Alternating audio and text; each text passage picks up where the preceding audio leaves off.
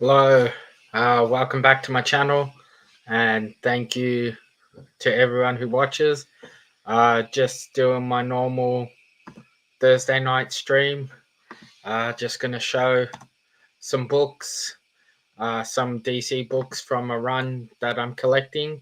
I started showing off some of these books in my last stream, and just gonna finish off the back end of the run and just go through the keys a little bit more and just show exactly what they are.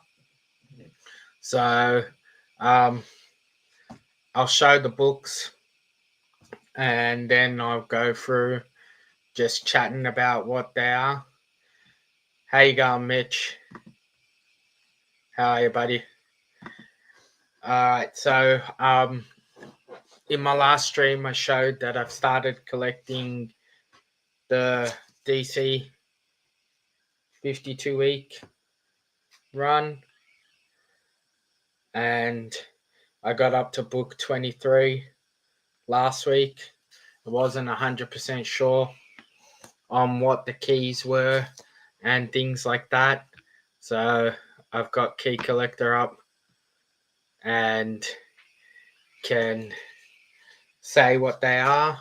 So starting with book number 3, we have the first appearance of Adriana Tomaz, who later becomes Isis, Black Adam's wife.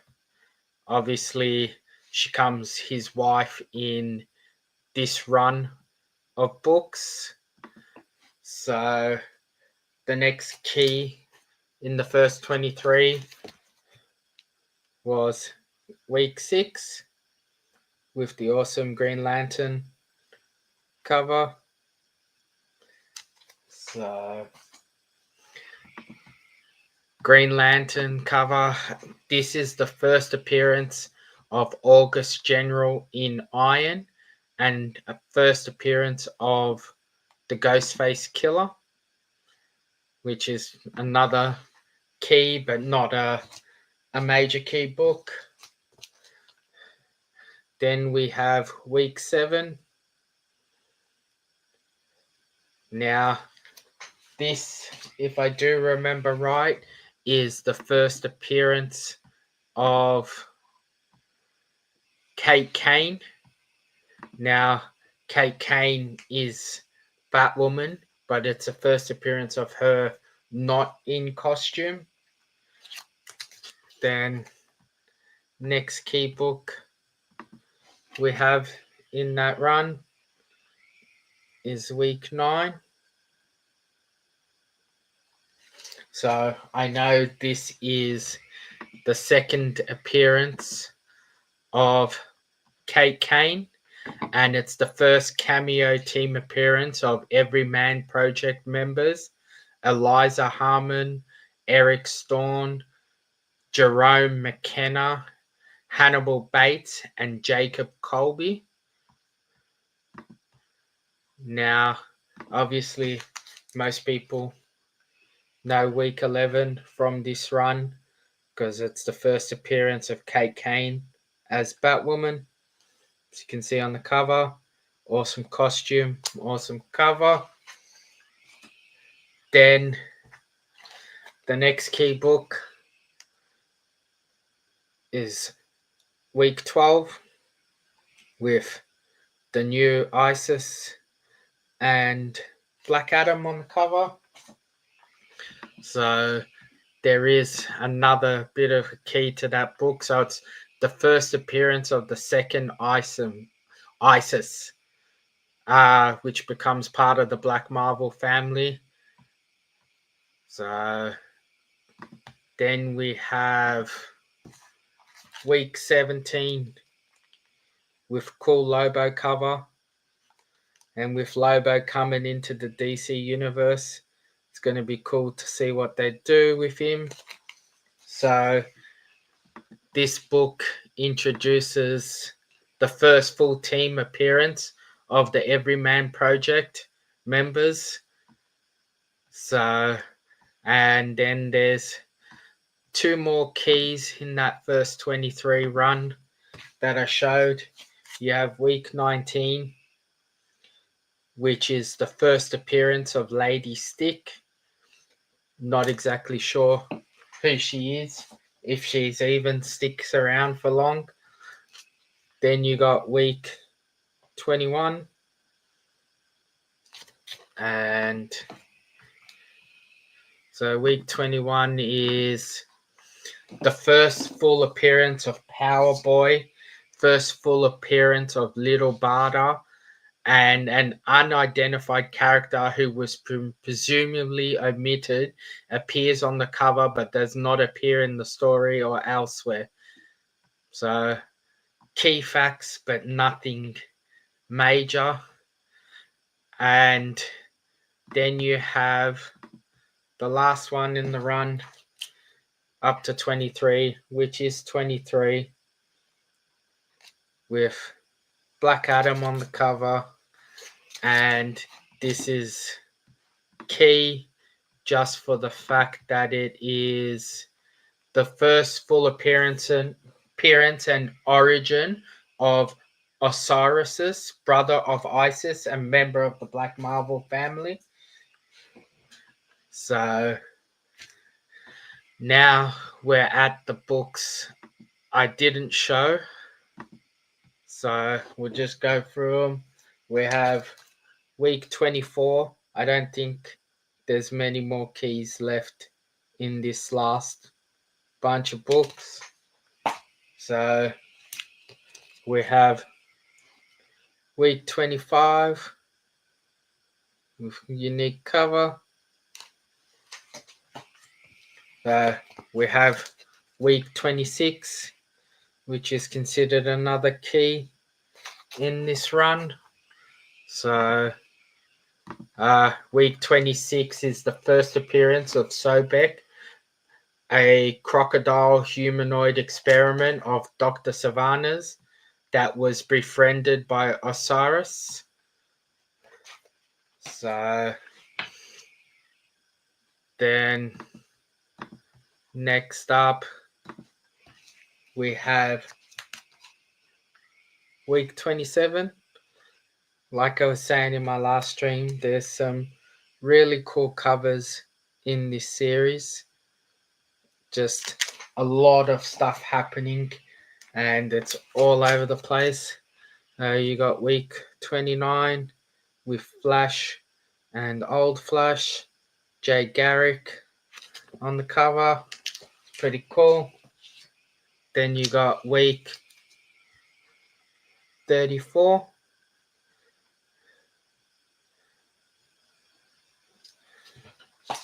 So pretty sure none of these higher end books are any keys. So 43 and 48, which I don't think I have any of.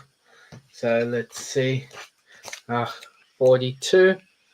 Awesome Dr. Fate cover. So we do have 43.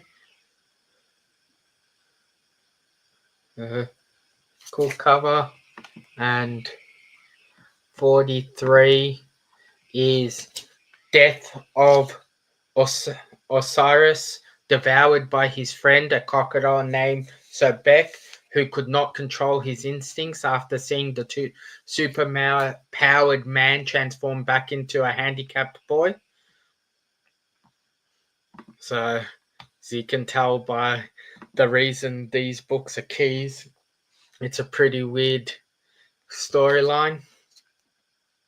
So you got week 44 with one of the more cooler covers. Some negative space stuff getting done there. Pretty cool. You got week 46. So pretty sure 46 is a key. No, not 46. You got 48 and 49. So we got week 47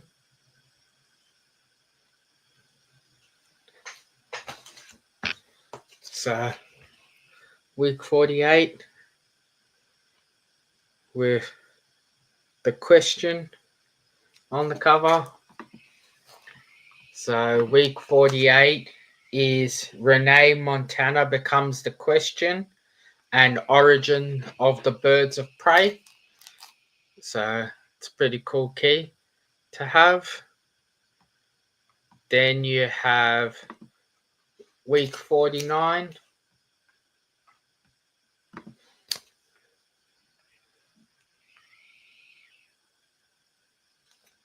And week 49 is a cover, a key as well. So it's origin of the Justice Society of America and the first cameo appearance of Citizen Steel.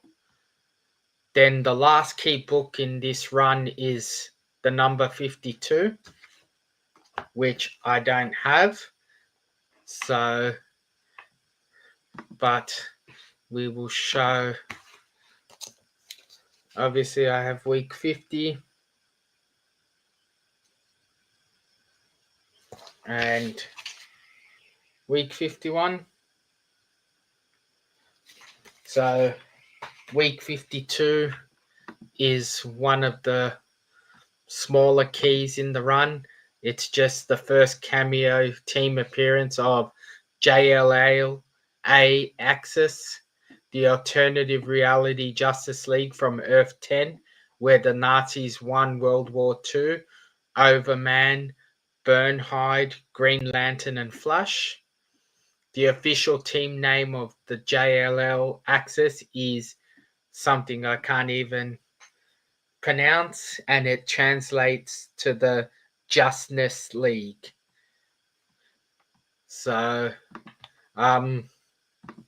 started collecting this run just because I thought the covers were pretty cool and hoped to see what the storyline would be. I got a big chunk early on, so I had, I think, 17 of the first 20 books, and then I fell off from hunting this run just because I started focusing on some other stuff. And now that I finished some of those other runs I was focusing on, I've decided to go back into trying to finish this run. So it's only 52 books, so shouldn't be too hard to get through it. So we'll see how things go. I've been, since I finished the X-Men run, I think I've been focusing a lot more on my DC books, which I would have said that I didn't overly have as many as Marvel books in my collection. When you really looked through it, there's not a lot of DC characters that I was really big on, and the ones that I am big on don't have great big runs of books. So I did do my Green Arrow runs and my Nightwing and Teen Titans and Young Justice, which I have a few runs of complete, but nothing majorly crazy. So I think doing the Justice League run now will be fun, especially trying to find some of the key books. Mitch, who's the best DC character? If you're asking who the best DC character to me is, I'm going to say it's either Shazam or Green Arrow. But if you're asking who the best DC character in general is, or to most people are obviously going to say Superman or Batman. But I'm not overly a big fan of either of those two. So I know it's weird saying that I'm collecting the Justice League, that I'm not a big fan of two of the main characters in the Justice League. But I started collecting the Justice League because obviously Green Arrow joins the team and Shazam joins the team at a stage. So I prefer obviously the smaller characters over the big guys. So that's why, like, Justice League probably has, I think it's 256 books in total, and out of those 256 books, only about 30 or 40 of them are keys. They don't have extremely a lot of keys in the Justice League run. Let's just double check. So, Justice League. I'm pretty sure I seen. So, yeah, so 250 something books and 83 key books in the run. So it becomes a little bit more of an achievable goal. And once you get out of the first 10 or so books, 10 first keys, the rest of them are really affordable keys. Do you like JLI? Booster Gold is one of my favorites. Justice League International is pretty cool. I haven't really looked into much or really know much about it. But I do like Booster Gold. I like the idea of his character and just the type of person he is and thing. So I do find him interesting, but I've never, like, Booster Gold and Blue Beetle are two characters that I think fit into the sort of molds of the characters I like, but I just haven't really done much with it. Red Hood is the best. Yeah, Red Hood is another one of those interesting characters, and I really do like those sort of anti-hero characters who can be good or bad at any moment. And Red Hood obviously makes that list as being one of the more up and down characters. And Simon has a question for you, Mitch, asking if you've read Heroes in Crisis, which was an actually really good storyline.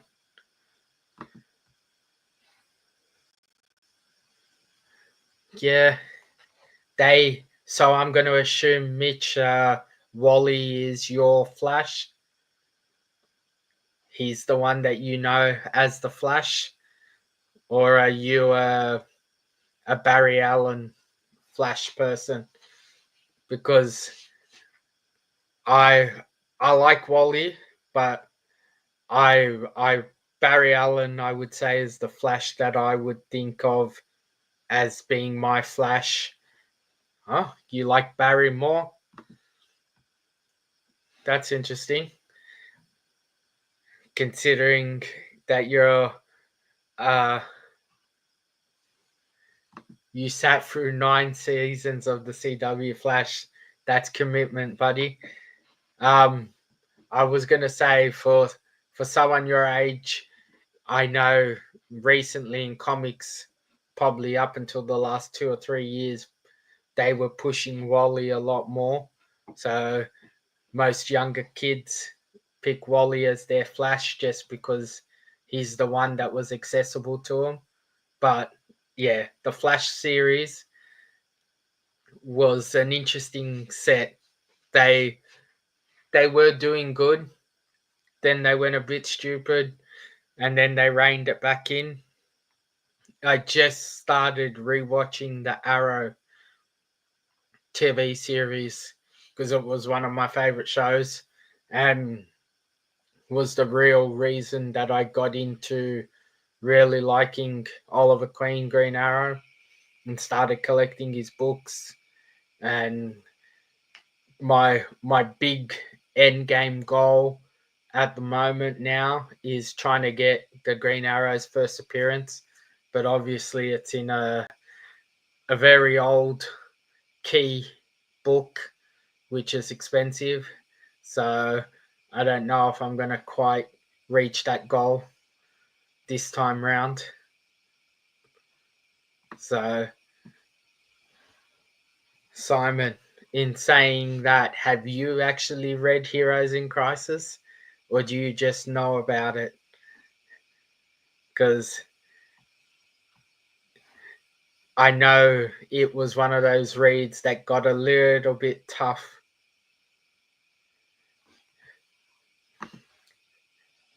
Yeah, dude, I did.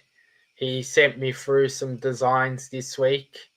So I'm assuming that he's close to the prepping stage of getting it all set up.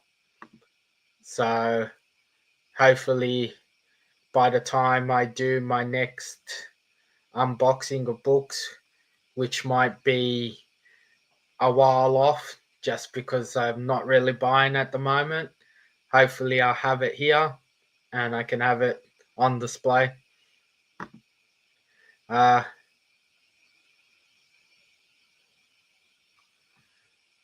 Everyone seems to have that same opinion of that run. So, have you read the Crisis on Infinite Earths run?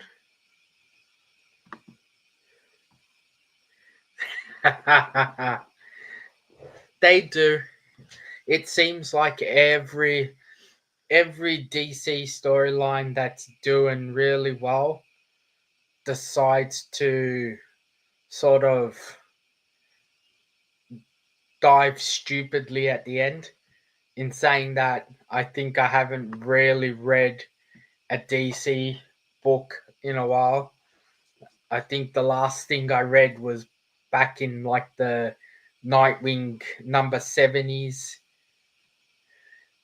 uh, in the run, and since then haven't really been reading DC much. Crisis on Infinite Earths before my time, Simon. That's why you read old books and you collect old books to see things that were before your time. So, Mitch, have you read Crisis on Infinite Earths? I think that'll be a storyline that you'd really like, and it's it has some big parts in it, and then it has just a really good story. So yes, read and love. So what I know, I've heard you say the sort of things you like on Simon's chats. What what is the sort of stuff you like to read?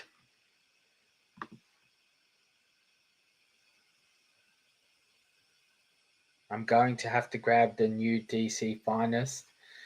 Yeah, I've gone off new books at the moment. I completely stopped my pull list. Lot of Batman comics. Okay, so you really like Batman, then I'm assuming. So yeah, when Mark stopped taking weekly orders, I stopped having a pull list. I just don't have the time to get somewhere else and set it up and try and keep going with it. So Batman Batman is uh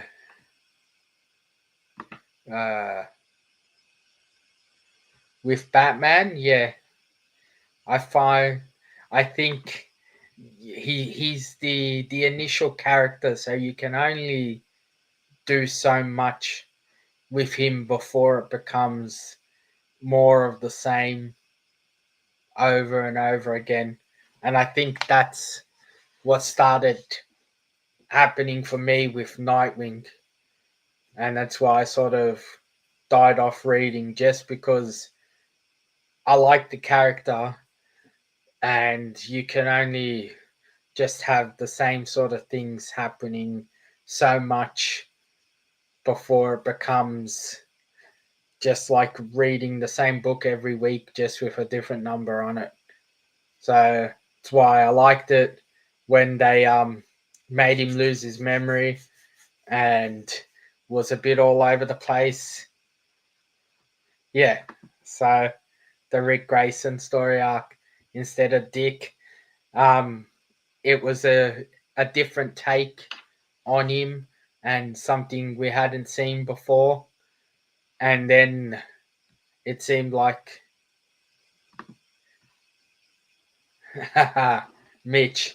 So in the ongoing Nightwing series that's around at the moment, there was an arc in the middle where I think he gets shot. Taylor's, yeah, it's in Taylor's run that Nightwing, I think, is it gets shot and he loses his memory and becomes Rick Grayson instead of Dick Grayson.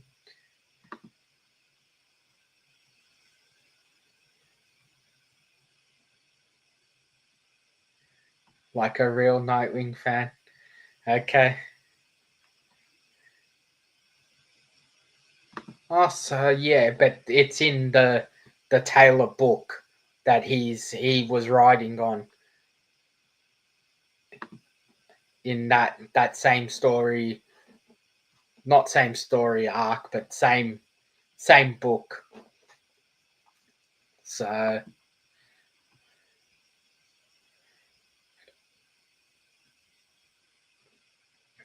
so I have started collecting the Grayson run when he's the spy. I haven't gotten to reading any of it yet, besides the first book. But I do like the idea of what they do with him when he's a spy, working for the Court of Owls and all the other stuff that he does.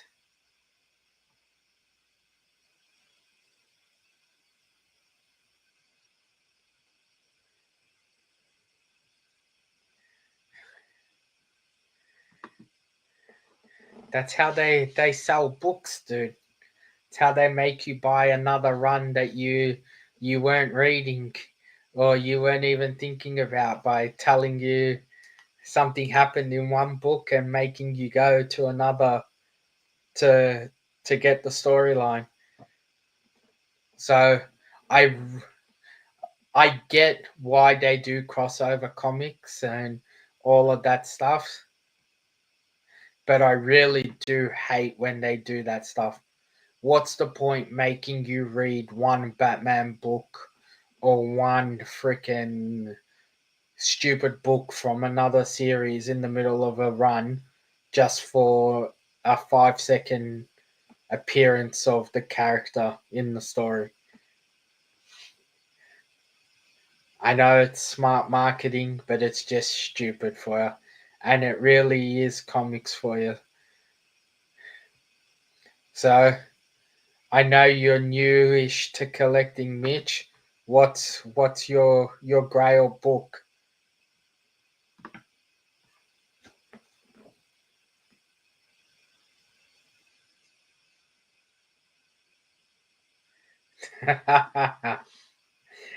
I heard about that, Simon.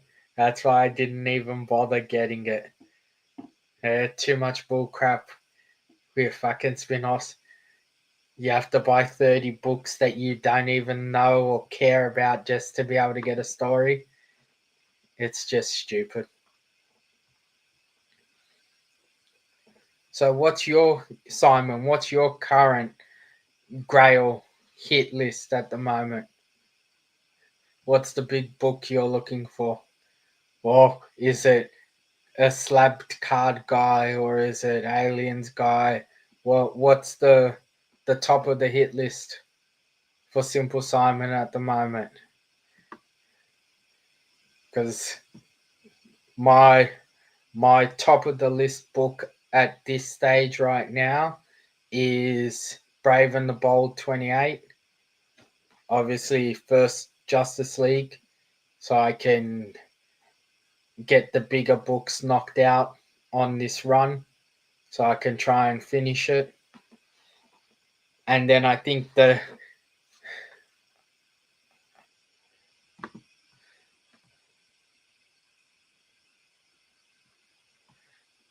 got my grails. I've reached the pinnacle of collecting. All right, that's good to hear. Take care, dude.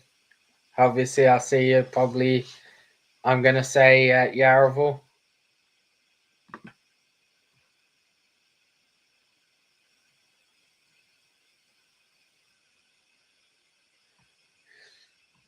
First Harley Quinn.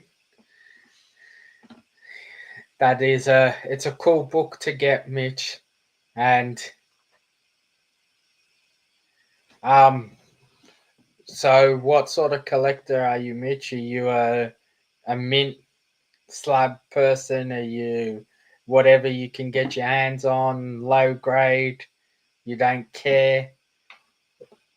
What is it? Because Harley Quinn can be a book that goes up and down and is all over the place, but you can get lucky and find it here and there, low grades. But or you get lucky like Simon does and have someone get you one from the States, which is a lot more affordable and cheaper than what we get here.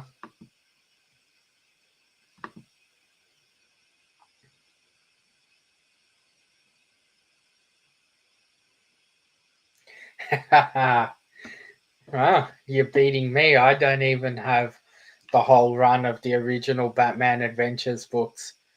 I think I've got like 3 or 4 books from that run. Obviously, I got the Harley one, and I think I got number 8. I think it's a book with the. It's got like this little snot statue, like doll or something on the cover. I got it in a slab in a giveaway, and I think I got one other book in that run. So doing well. I'm sure you'll come across a first Harley somewhere somehow. It's a it's not an impossible book to get. It's just being in the right place at the right time to get your hands on it. So so just going by what you're saying, I'm gonna say you lean more to DC than you do Marvel, Mitch. Because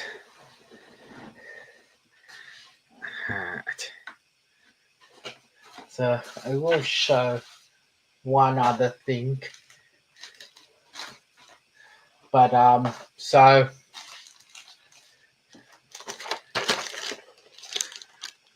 I've had this thing sitting around for a few months. I ordered it for Simon and I ended up getting 2 when I only ordered 1. And I did some research on it recently, and it's crazily how much it's priced these days compared to what it was when I got it. Yeah, DC over Marvel, but been branching out with Spider-Man, Daredevil. If you are you reading is it Chip Zdarsky's? If you're going to be reading Daredevil, you want to be reading Chip Zdarsky's run, or maybe the Frank Miller stuff, depending on which version of Daredevil you like. Because I've read some of Kevin Smith's run on Daredevil, which I found interesting. I really didn't mind it, but like Spider-Man is really not something I read. I find him a very interesting character. So you're doing Frank Miller. That's good. So it's always good to start with a story and a writer who does the character well, because then you get more of a true sense for what they actually are. So what actually Daredevil is and Spider-Man is. So I know that the is it Ultimate Spider-Man or whatever it is at the moment is meant to be a really good book and read, but as I said, I don't overly do Spider-Man, and I know it's weird. And if I show half the slab books I have, most of them are Spider-Man books, just because of the fact that I buy the keys. So Ultimate Spider-Man is incredible. Uh, I may consider getting a trade, because there's no way I'm going back trying to collect all the floppies, especially with I know number one is crazily priced. I think I might actually have a variant cover best book of the past 5 years. Do you do any X-Men, Mitch? Because if you like that sort of thing, if you enjoy reading team books, you might want to try maybe House of X and Powers of X in the X-Men run, the recent run. It takes a lot of focus. Uh, so just don't get addicted. It's a freaking crazy run to try and complete, dude. Took me wait, let's see, 2017 and started collecting. So it took me 8 years to finish my classic X-Men run. 8 years, 544 books later. So there's obviously you're going to speak to a lot of people, Mitch, and a lot of people are going to tell you this is a good book to read, this is a good book to read, this is a great run to read, and you're never ever going to be able to keep up and read every book and every run that people suggest to you. So you gotta, yeah, I don't read any anything that's not just like a traditional X-Men book. I don't do uh X-Force, I don't do Marauders, I don't do any of those other sort of spin-off stuff. I try to stick to my original X-Men run, and even that, like at the moment I think there's 7 or 8 X-Men books around. It's just crazy. I know they're trying to milk as much as they can and have as many characters in the spotlight as possible, especially with them coming into the movies soon. But there's a limit to how much becomes overkill, and I think having 8 or 9 X-Men Marvel books at the moment is just stupid. So, but it seems to be working for them, which is interesting. So I'm sure they're gonna keep it going as long as they can. he is he is the goat, but the man can talk forever. I met him 2 years ago, and it was I have to say the longest freaking 3.5 hours of my life in line waiting for him.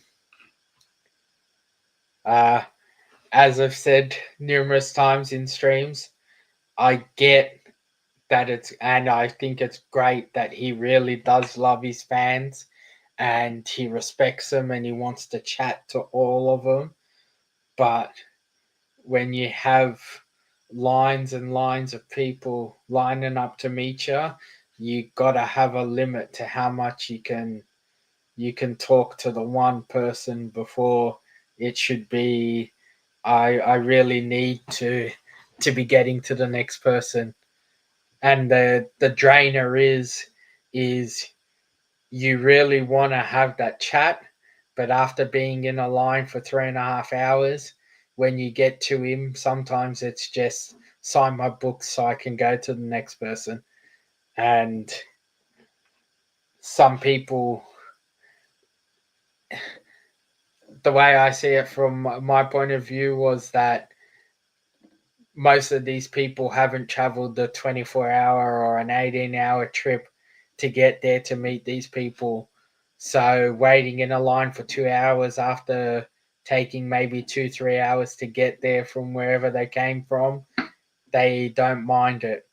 But when you travel that far to go to a show to meet these people, and then you're stuck in a line for 4 or 5 hours because people just keep talking and talking, becomes a bit of a drainer.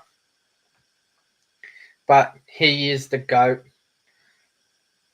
Him, and I think there was a fair few decent riders on X-Men, but yeah, Chris Claremont, I would say the top. Probably the best X-Men run there that he did, and especially for how long he was on the book for. I don't think anyone else compares to what he got to. And then you got all the artists and stuff that he worked with. There's big, big, big run of really cool artists on on his run. Who's your favorite artist, Mitch? Uh, Trying to think. I had a commission done at the last show. I can't remember who it was from. The name is escaping me. Who was it? Um, so, where is it?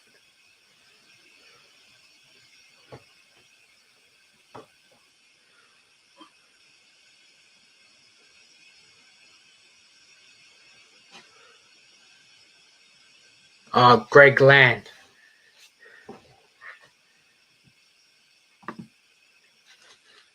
No, yeah, Lipway did my Wolverine cover, but at Heroes Con, let's see if I can find it. I got a Greg Land, so not sure if you really know who that is, Mitch. He was on the original X-Men run, and he did the final book in the X-Men run, book number 540. So let's see if I can find it.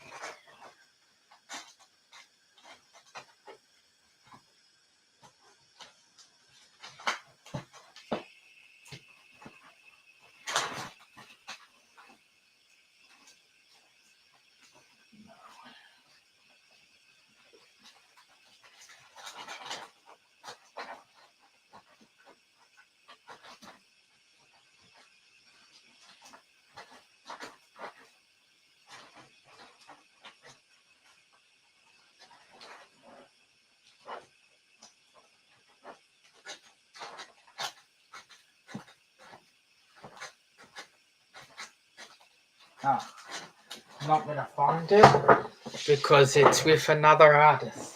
I just remembered. But yeah. So if you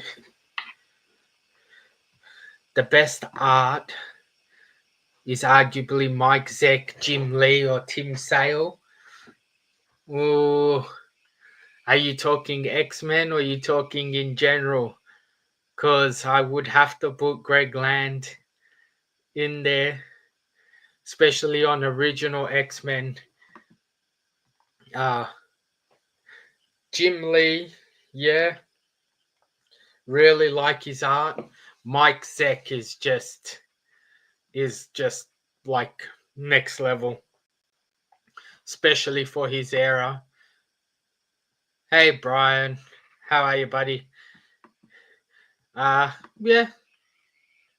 not not overly know much of Tim Sale's work, or maybe I do and just don't know it's him. But Mike Zeck is awesome. I put him in my top 5 of artists. Jim Lee, yeah, I do like Jim Lee's work, but I lean more to more people like Mike Zeck and Greg Land, some of those older school type artists. Like for more modern stuff, I like Roberto Ramos. I think he does some really cool stuff and very very different. But everyone is gonna have their type of art they lean towards and things they like. So, but it's interesting chatting to people who who look at things differently and have a different take on art and stuff like that. So, like, let's find something old school. So, like, I find it interesting comparing. So, obviously, Roberto Ramos, art, just the details.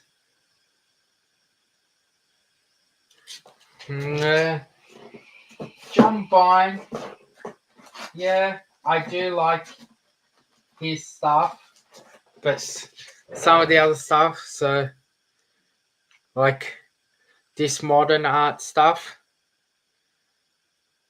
is cool, but like you compare this to some old school stuff. Where is it?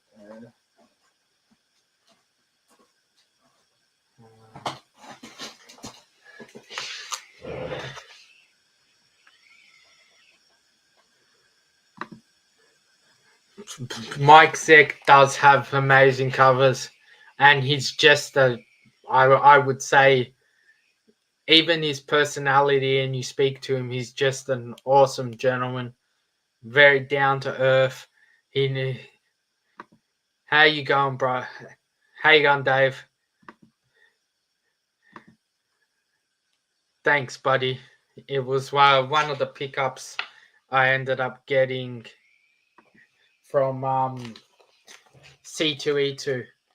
But yeah, when you talk about covers like this, Frank Miller and Giles Clanson,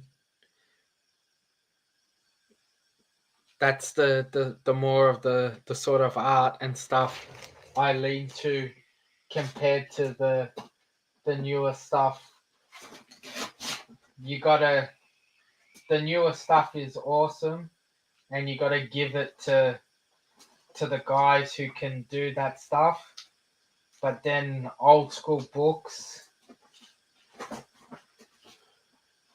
so the That's obviously another Roberto Ramos. Mitch, I would think.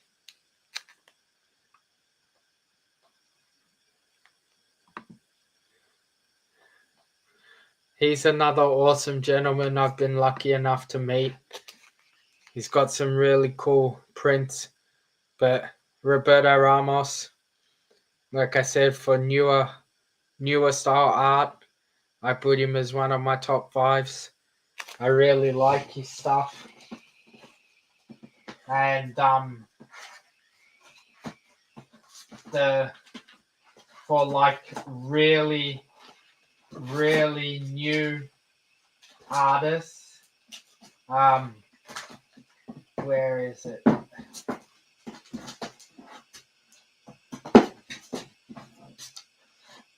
So artists that I was lucky enough to meet this year, who I think is going to be destined for some big things. You got Jonathan Urabe, who did all of these Stan Lee, Jack Kirby tribute books. So I think he's going to be an artist people are going to have to keep an eye on coming up. I did not notice. First time I noticed the Ant-Man in the corner there coming out. So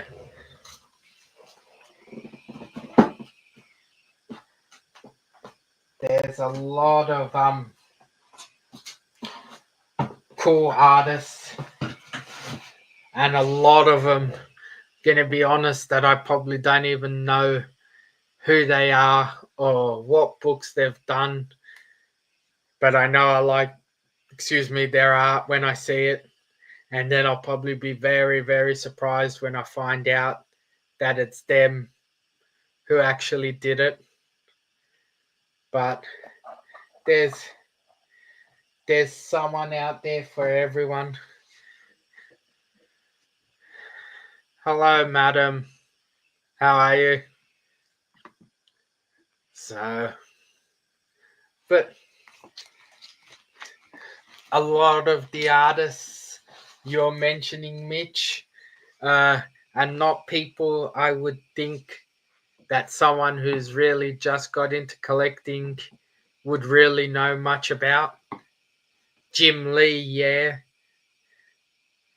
Just waking up and drinking coffee. So I know it's about that time because I started my stream early today. So perfect timing. But as I say, yeah, I didn't know much about Klaus Janson and Mike Zeck till probably 3-4 years into collecting, and when I started diving into really old school books. So the fact that you've been collecting for 2 years and you're on top of these artists and some of these books, you're doing well, Mitch.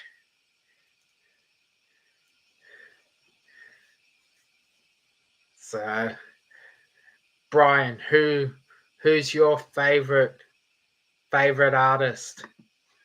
And Dave, madam, I'm going to assume your favorite artist is yourself. Maybe not just yourself, but I would assume you don't overly have a comic book favorite artist. So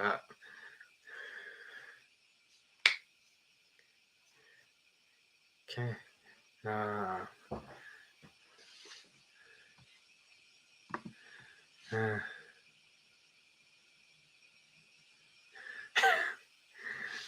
yeah, it's a big list, dude.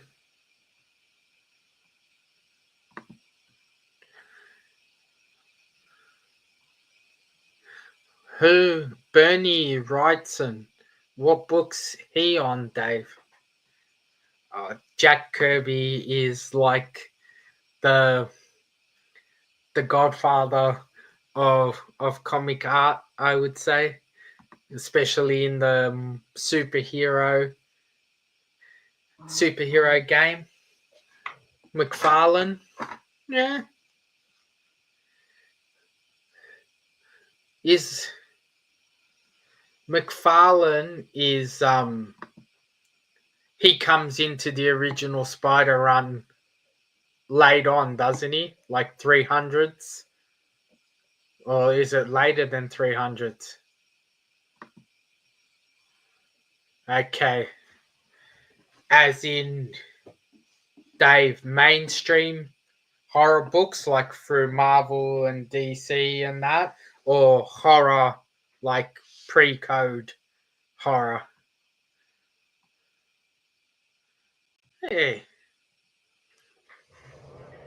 we have someone in the background. We'll just give him a chance to get back to the table.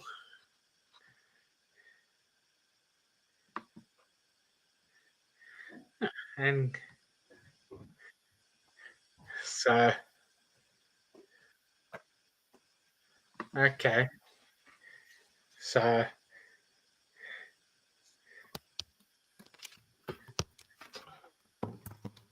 uh, that'll sort of describe why I don't really know who he is, Dave. It's not a big horror fan, but I will look his work up. Late 200s. How long was he on the run for, Brian?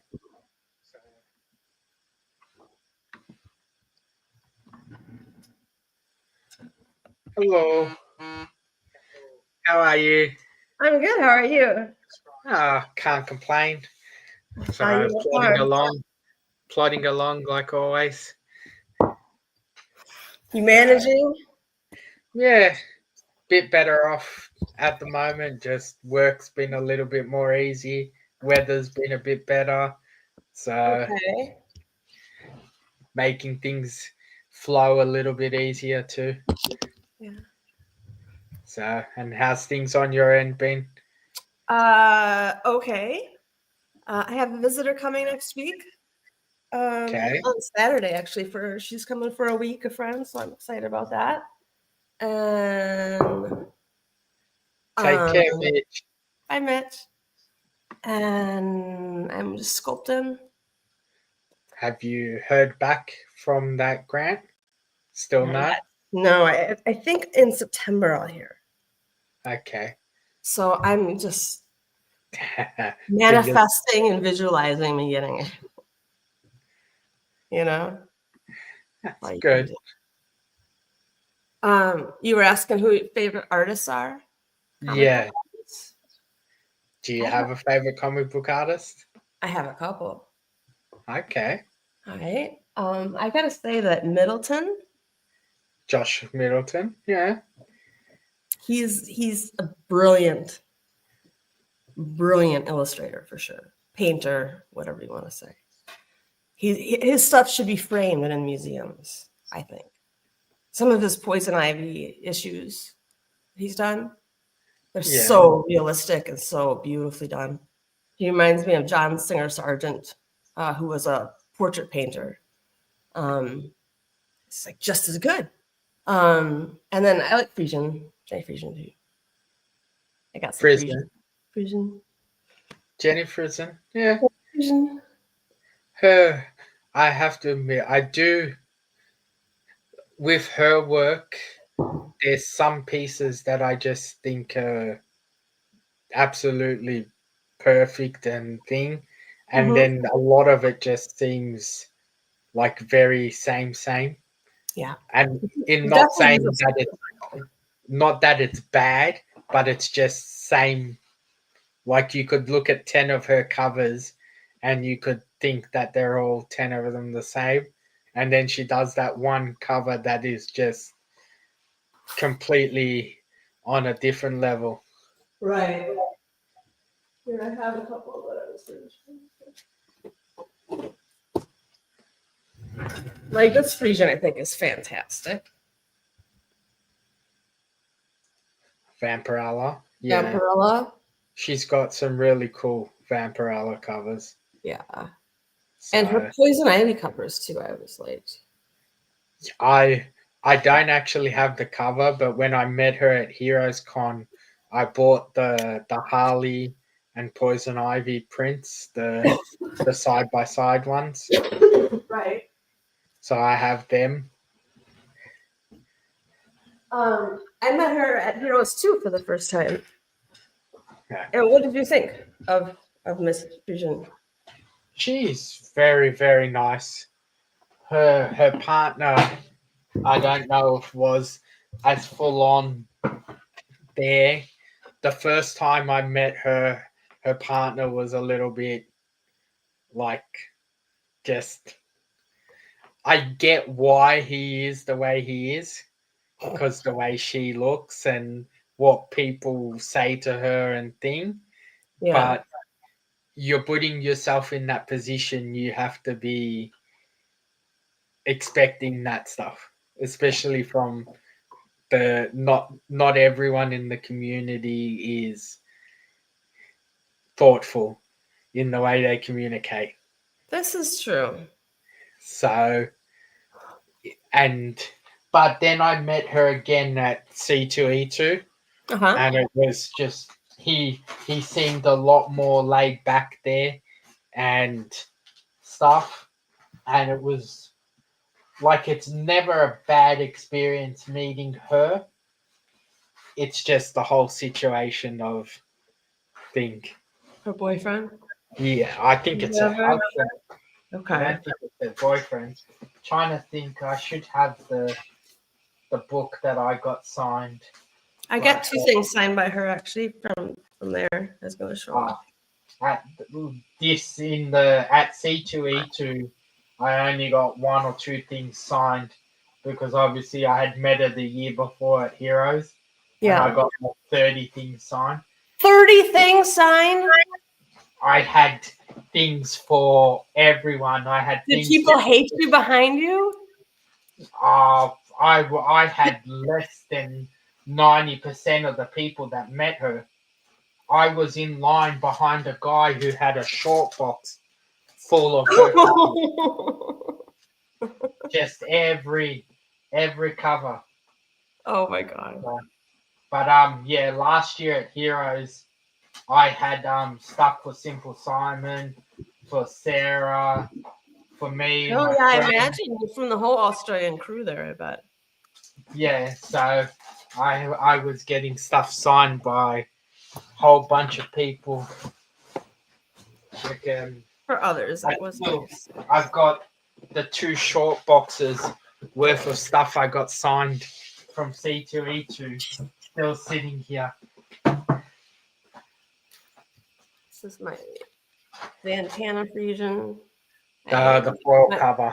I got that. My boyfriend bought this for me, and then I felt obliged that since I was going to Heroes and Jenny Frisian was going to be there, I should bring this along and have her sign it.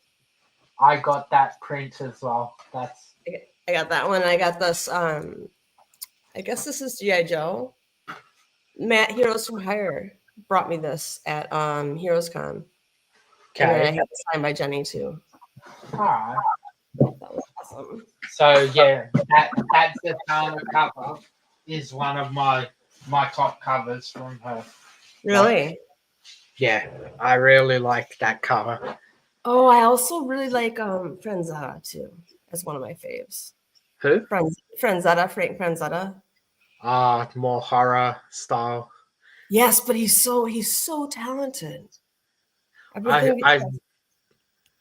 I've seen some of his stuff, but I really don't know his work. Oh, like you should look into it. Yeah, his stuff is mind-blowingly good. This Mark Spears is really good too. I think this is Mark Spears, right? So Mark Spears I find interesting. Like some things I find really cool and then he does some characters and it just seems like off. Yeah, so like when he does his monster characters, they look awesome because all the fine details make the monster look thing. But then he does like a Green Lantern cover, or he does a normal person, and it looks like he tried too hard on the details and the stuff on the characters. And then you see, like I seen, he did a Gold Man character for Monsters 2. It's Okay. like a third printing, and it just looks so awesome. It's so basic, but just when you look at it, it looks crazy. He nailed on the composition then. Yeah, he's talented. I think he tries a little bit too hard on certain things, or Yeah. maybe that's what people like in his art. But Yeah. In my opinion, more is more. You know, yeah, more is better. I like more is more. If I, as opposed to if I had to take like abstract art or art with busy with a lot of figures and stuff, I would take the stuff that's busy with a lot of figures and stuff, as opposed to a bunch of lines and boxes. oh, of course, but more is more in that sort of art. I think is right, but in when you're thinking of a A4, whatever size you want to call a comic book, I think sometimes less is a bit better. It gives you that bit more freedom and your eyes a chance to focus on more than just. I don't know why I keep going back to his Green Lantern cover. Can you pull it up? Can you pull up a picture of it? Let's see if I can find it. Let's do this. Series. Artist. Let's go. Mark Spears. McFarlane. Brian likes McFarlane, Kirby. Yeah. Warren Mags is 35¢.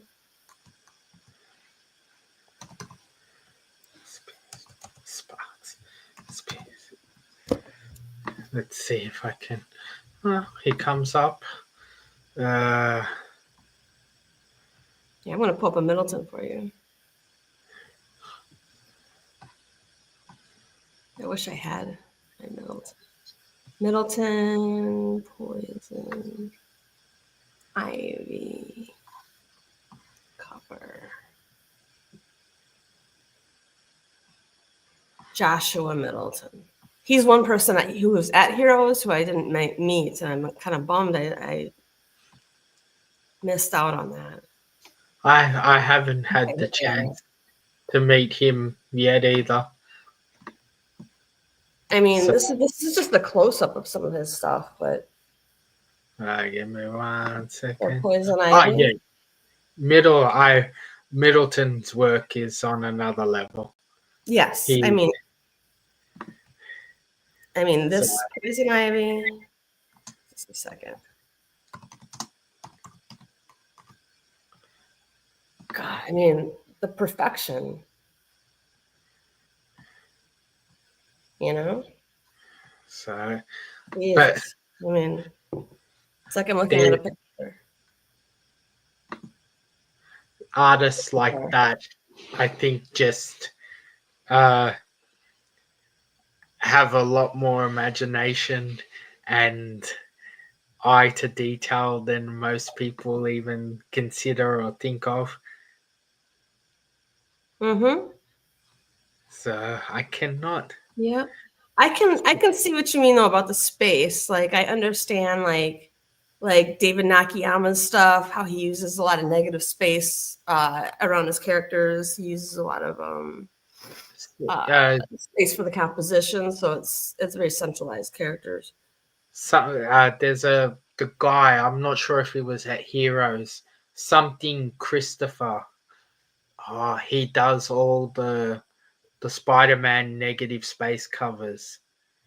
And the Marvel negative space covers, where all you see is like bits and pieces of a character, and the whole cover's one color. Oh, interesting. I'll try and pull him up. I'm trying to find this fucking Mark Spears.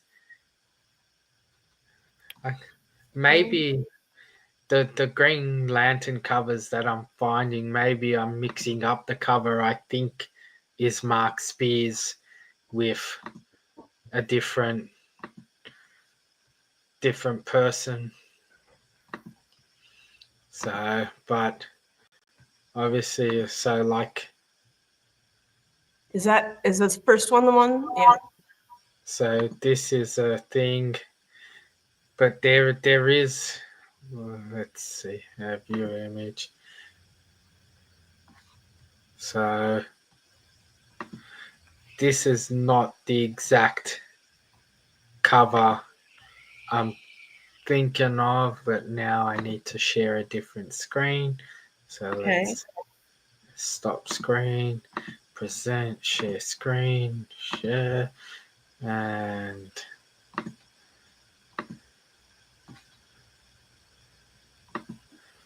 Oh so yeah, the composition's off. It's not. just like, I know it's, let's see if I can zoom in, get it a bit bigger. And this isn't even the exact one I'm thinking of. There's another cover that just like seems really weird, but I mean, that's some great work on that face. yeah. But the overall composition, I don't like the girl how small she is in the bottom. So, You but know, on that particular one. If you go down to the girl, I don't know why she's there.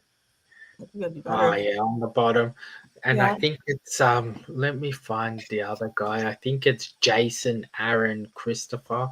Okay.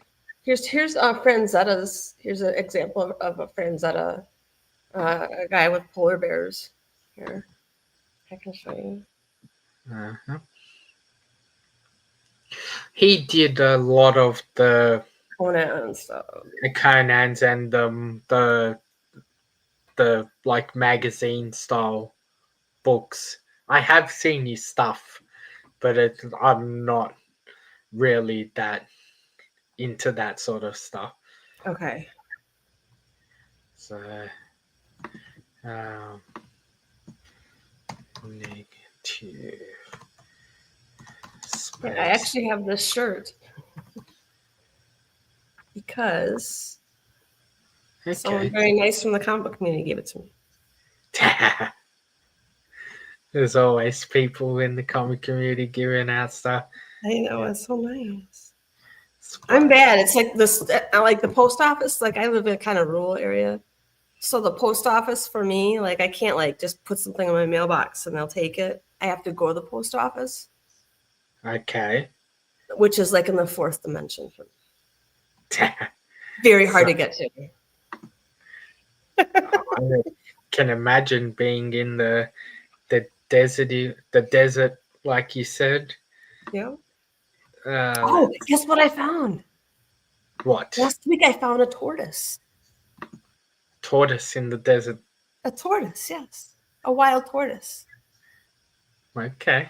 So she's in the backyard right now with Biting. some water and some romaine lettuce and a little shelter. And her name is Xena now. Xena Tortoise Princess. Xena. So, let's share this screen. This is from the person I was talking. I still haven't found his name, but I also picked up this. Yeah. Is it? That's not David Nakayama. Who is that? no, I something Christopher. I'm pretty sure his surname is. I've never seen that one. That is pretty cool, though. Now that you say that. But he does a whole run of them. Mm-hmm. I'm sure I can. He's the big name at, like, everyone seems to be going crazy over his work at the moment. Really? Yeah. Well, now I need to know his name. Yeah. That one's great. That's cool. So he does other characters as well, but I can't find his name. Let's try here. Um, I know his surname ends is Christopher. Let's see if I can find him. Oh, his last name's Christopher? Yeah.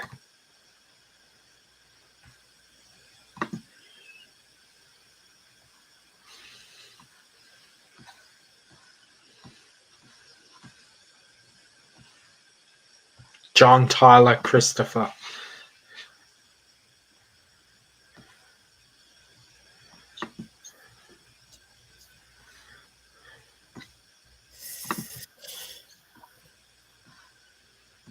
Oh, here we go.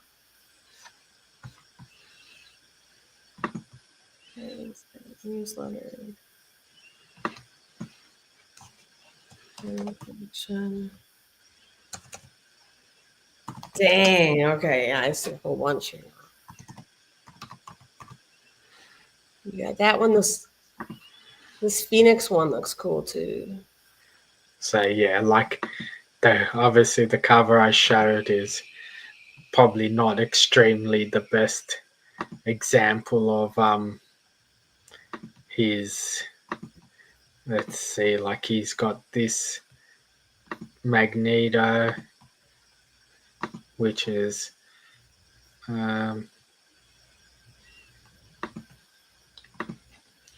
so Yeah, that Magneto's. I saw that one. That one's pretty cool. I gotta say, this one's pretty cool too. The Wolverine. yeah, so he does a lot of that sort of stuff, which I think is cool, but it'll just become repetitive Like, after well, time. that's what happens on that's. It's debatable if you think about it, because what happens is that an artist falls into a niche, right? They find their special quirk that makes them special, and they do that, and then people are like, wow, look at this thing, this makes this person special, I want to collect all their stuff. And they're like, oh, they always do the same freaking trick. Yeah. Like Scotty Young always making the big heads, like Campbell always making the same face. Yeah. Everyone's got their own little niche style. Frisian always with the black lines, always outline black lines. They don't vary from what they do. Right. And they think they found like this is it on my journey. But what not everyone realizes that, like, as an artist, I think you don't ever stop on your journey. You just keep going and growing and changing your style and progressing. So I think for people who like just stop and like run with like one little, negative space trick or whatever, and that's it, then I I think there's think still room to that, grow for that. You know yeah, what I mean? Like they I shouldn't think have to be like boxed in there. they just ride the wave of what got them there, and they Mhm. try and milk it as much as they can, and then 9 out of 10 of them can't move past it. There's Like never. any good band, I'm sure is sick of playing their favorite song, their most popular song that they can't get away from now. And they're trying to, they're trying to like make new music and stuff, and everyone just wants to hear the old good stuff.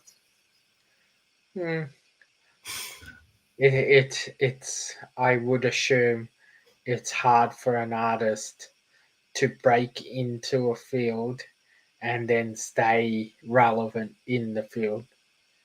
Yeah. Even So Picasso, when Picasso got real big for doing Picasso stuff, then he started switching it up, but he started doing ceramics, right? And his ceramic stuff just sucks. all right, What are you gonna do? You're Picasso, though. You're still making art, I guess, but yeah, you're not all of it's you're, good art. that's right. Not everyone, not even, but that's the same thing going to Jenny Frison and going to all those people.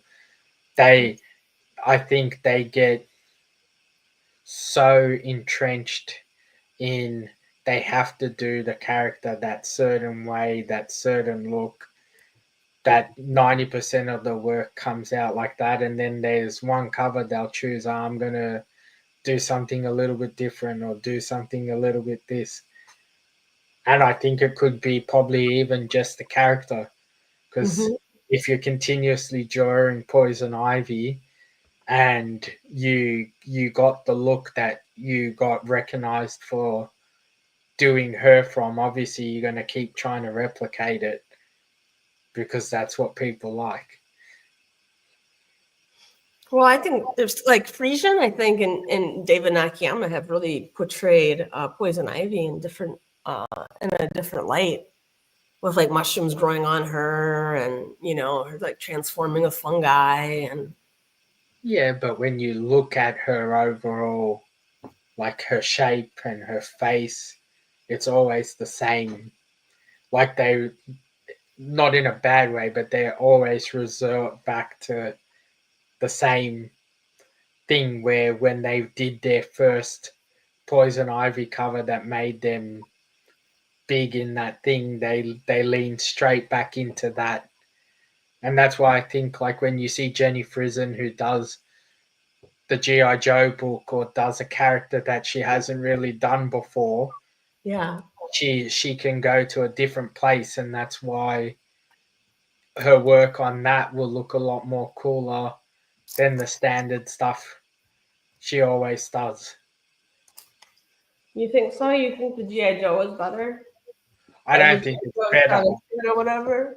I don't think it's better, but I think it's different. Like if you compare her G.I. Joe book to 10 of her Poison Ivy books, Yeah, there's no question for sure. The Poison Ivy would be better.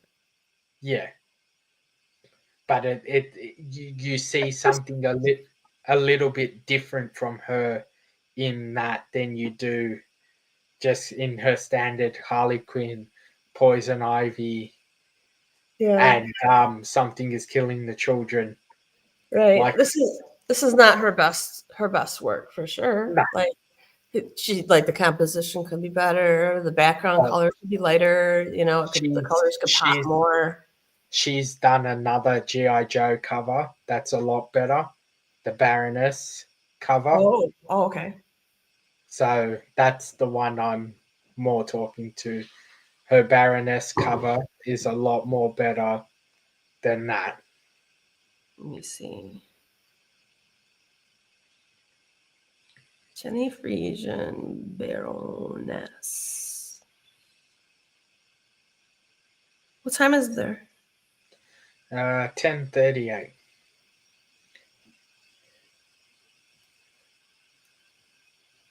Baroness G.I. Joe issue 1. Let me see.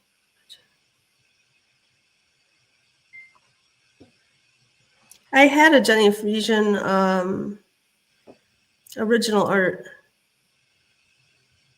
Okay.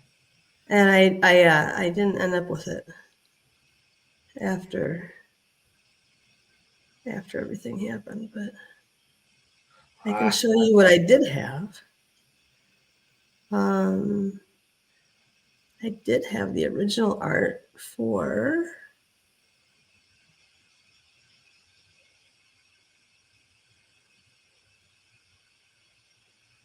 I don't know. I can't find it.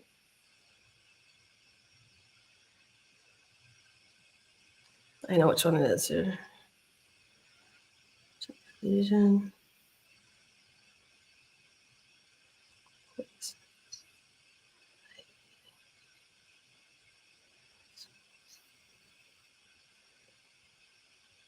This one here, and I helped pick it out or whatever. I was like, this one looks cool. But I had the original art for this. The one with the skull. Yeah. Mm-hmm. Uh, she she does some really cool covers. I think she might even use herself as some inspiration for some of her covers. That's what I asked her when I met her. Yeah. I said, because I mean, it's obvious. I think.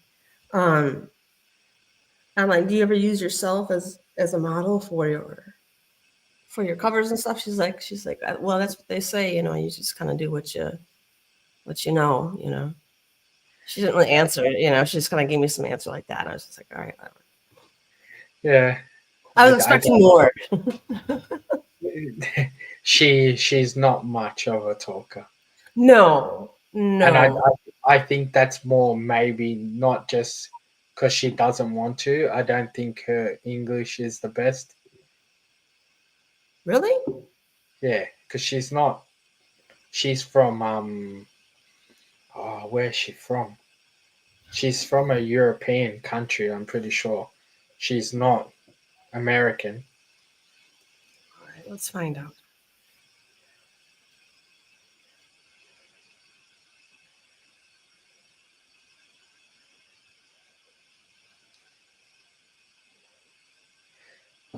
So I'm pretty sure when I was in line, she was speaking to some people in front of me in another language, like full on properly. Really? Okay, here you go.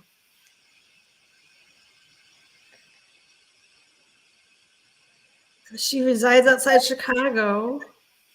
I just think she lives here now, but I don't think she's a native, like a American born. I think she said she is American born. Hold on. On Wikipedia, it says an American comic book cover artist.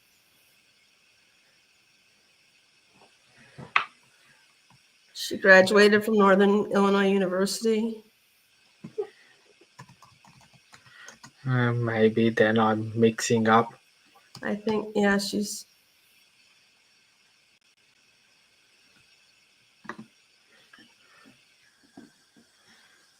Let's see here.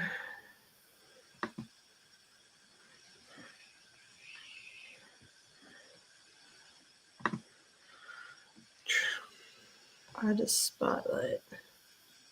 Oh, biography. Let's go to biography.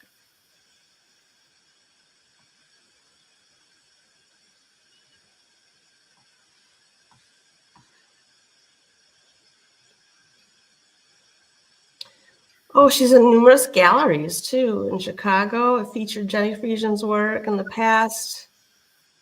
Has been auctioned with prices ranging from $70 US to $4,500, depending on the size and medium of the artwork.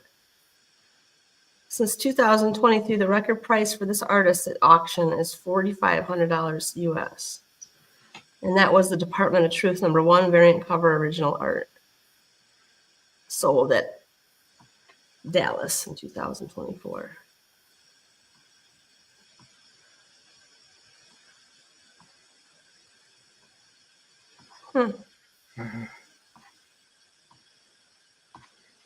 I could have sworn maybe I'm thinking, well, I've met that many different people now. I probably mix up half of them. But I could have sworn she wasn't American. Maybe she just knows another language and is very fluent in it.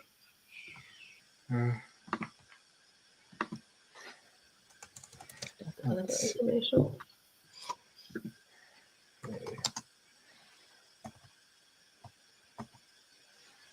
American.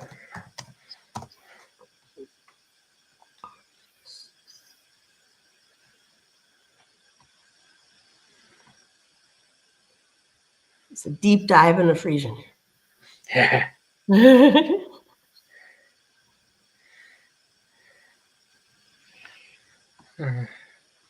Let's see. I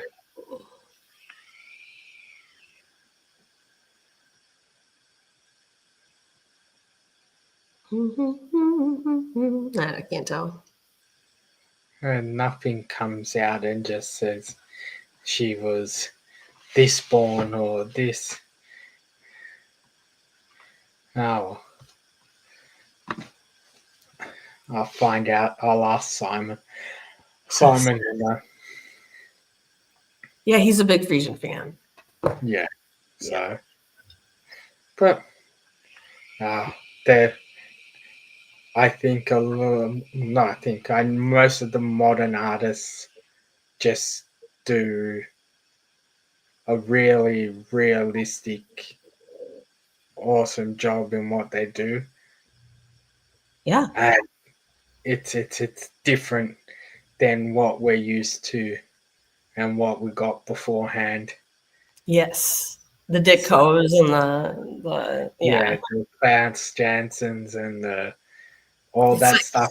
it's like Like they it, all had to have a black outline, you know. They all had to have, you know, this certain musculature and stuff, and like that's how you drew them. That's how you drew comic book characters. It's kind of like there was like a map for it, you know. And now it's yeah, the map broken, kind of, you know. but it also made like I think old school comics made it out to be like, yeah, these characters are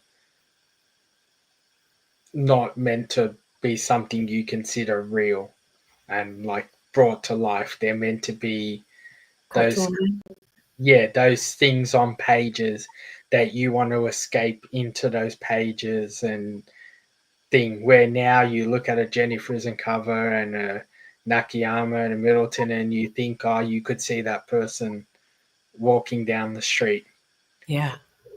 and it has the great the greatness of being so realistic, but then also takes you out of that world and puts you in a different world.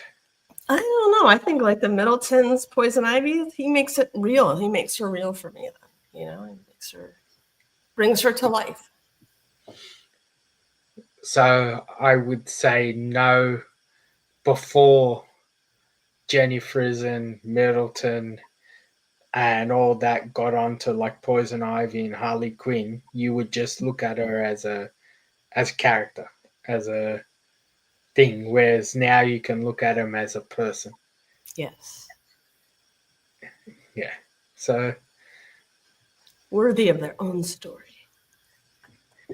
yeah, I think I've I like realistic covers and I don't at the same time. I know, like I'm not just a cover person either. I don't buy a book just because of a cover. Oh, that's all I buy them for, Really? pretty much. Pretty much. I can show off some Mystique I got. Show off some Mystique. But I don't think I've opened up a comic book and read one. I can't remember when that was. Alright. So you're a cover buyer. I'm just an artist, you know. I'm just an appreciator of beauty, an appreciator of art, and I really appreciate the modern covers. I really do. I can So appreciate. I was gonna ask you would be more of a modern book person than a old school book. Yes, I am definitely. I have got to say, I like them. I like it modern. I'm going to show you the last one is my favorite here, but these are just a couple. Okay. Okay. Mystique. I've never cosplayed Mystique. You I'm a like little, blue paint? I don't want to be blue painted, you know. So your blue bodysuit. this, Have to is, admit, this one's really good, I think. yeah, that is cool. It reminds me of the Pietà that Michelangelo did of Mary holding the dead Jesus, you know. Okay, yeah. A little bit of that. Are they all the same artist or different people? They're all different.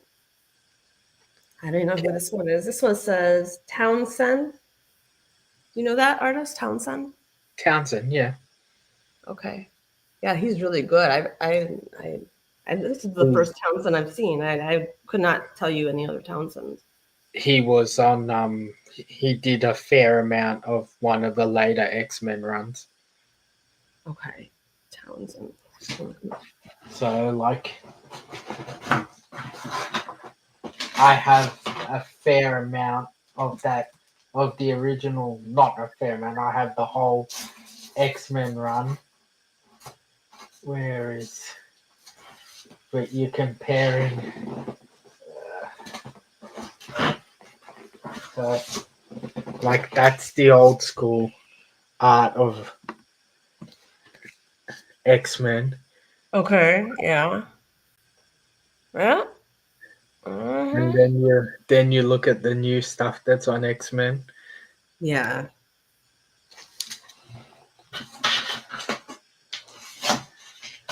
Let's see there. That's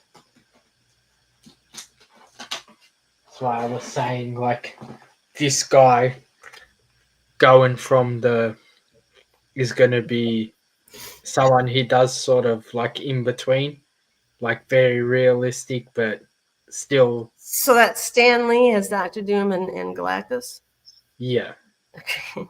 And Like, Silver and, Surfer, and the Fantastic Four, and uh, now I'm quite proud of myself for being able to identify that that was Stan Lee. yeah, you done well. So I And you know have that two of them. I have 3 or 4 of them. So no, where's the Why do you other? have 3 or 4 of them, Zarz? Because they were a show exclusive. So I Yeah. bought them to flip them. Oh, and you haven't flipped them yet? Get into it. So then there's Oh, slightly different cover. slightly different. Okay. It's got the moon. It's got the Jupiter back there, whatever the planet. Yeah, the Right. background is different. And then you got so another one. Different So I got background two. again.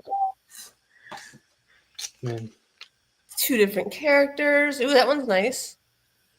yeah. So Cool. Townsend did all these. Cool.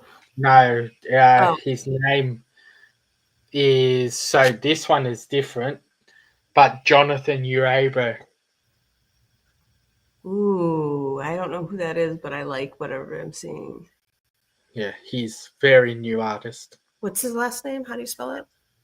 Uribe.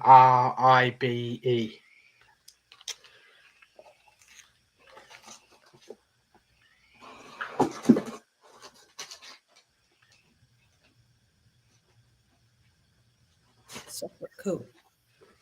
He does a lot of what you call it, con exclusive covers and stuff at the moment. Okay, I see like a gunslinger, Spawn. Here. Just a normal Spider-Man. There. Not like the exact same pose, but that one. Yeah, he's pretty good. Yeah, Yeah. Yeah.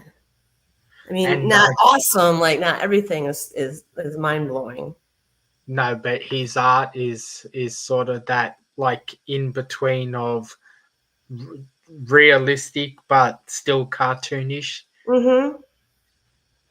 Yeah, I So can see that. He's adding detail, but not necessarily making the whole thing like sculptural, you know? yeah, He's keeping it making it. 2D. But the what you call it, Townsend. Townsend, yeah. So he's a big, big, like he's done a lot of X-Men stuff. He's done a whole bunch of so Let's see. he's Spider-Man, Spawn. yeah, he doesn't have a lot of key books. He's got like 13 key books, but when you look at non-key books and runs, like he was on 88 books of X-Men. He's Mm-hmm. done Amazing Spider-Man and fair bit of different X-Men titles. He's done a bunch of books, but the X-Men has been his biggest character. He's done so that the X-Men book you showed, the he did Ice One. three. He's did about 24 books in that run.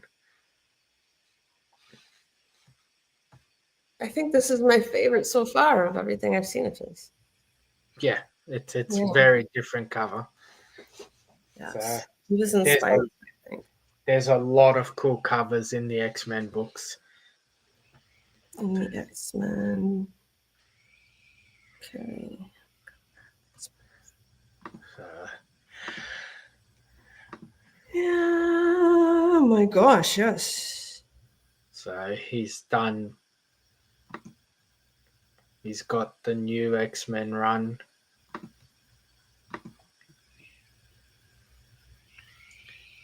Nice. Very different. It's not like that, but let's the original X-Men run, the Uncanny X-Men run. He's got some very detailed, but Yes. very cartoonish, like their faces and their. Oh, did the wrong thing. Yeah, I got it. Yeah. Yeah, so Uncanny, Down there, I can see their faces are more cartoony then realistic. than realistic. Yes, definitely. So, and then obviously there's always going to be people who like one or the other. Yes. Well, that's what makes, variety is the spice of life, and you get to choose what you like. Of course, Not everybody likes Brussels sprouts. nobody likes Brussels sprouts. I like Brussels sprouts. You just got to do them the right way. Yeah. You got to fry them up in some olive oil, cut them in half, fry them up in olive oil and garlic, and then mix together a little mayonnaise and sriracha sauce. Yeah. Yeah. You can And mix a little whatever, lemon on it, salt and you pepper. can mix whatever you want and cook them however you want. I won't be eating them. I'm telling you, they're the best. No. They're like little lettuces. I try most things, but that's one thing I've tried once and never again. Just once, huh? Yeah. I think it takes like 10 times of trying something before you know if you really like it or not. That's what they tell me. That's why I remember them reading or something about like when I was trying to feed children, new foods and stuff. And then they say it takes 10 times before you really get to experience it. I was an adult when I tried it, so I think I know if I liked it or not. I don't need to try it 10 times to know I didn't like it. Okay. But yeah, I think I've been a little bit less adventurous with food lately. So What's the most adventurous thing you've eaten? crickets, snails, bison, boar, crocodile, kangaroo. Rattlesnake?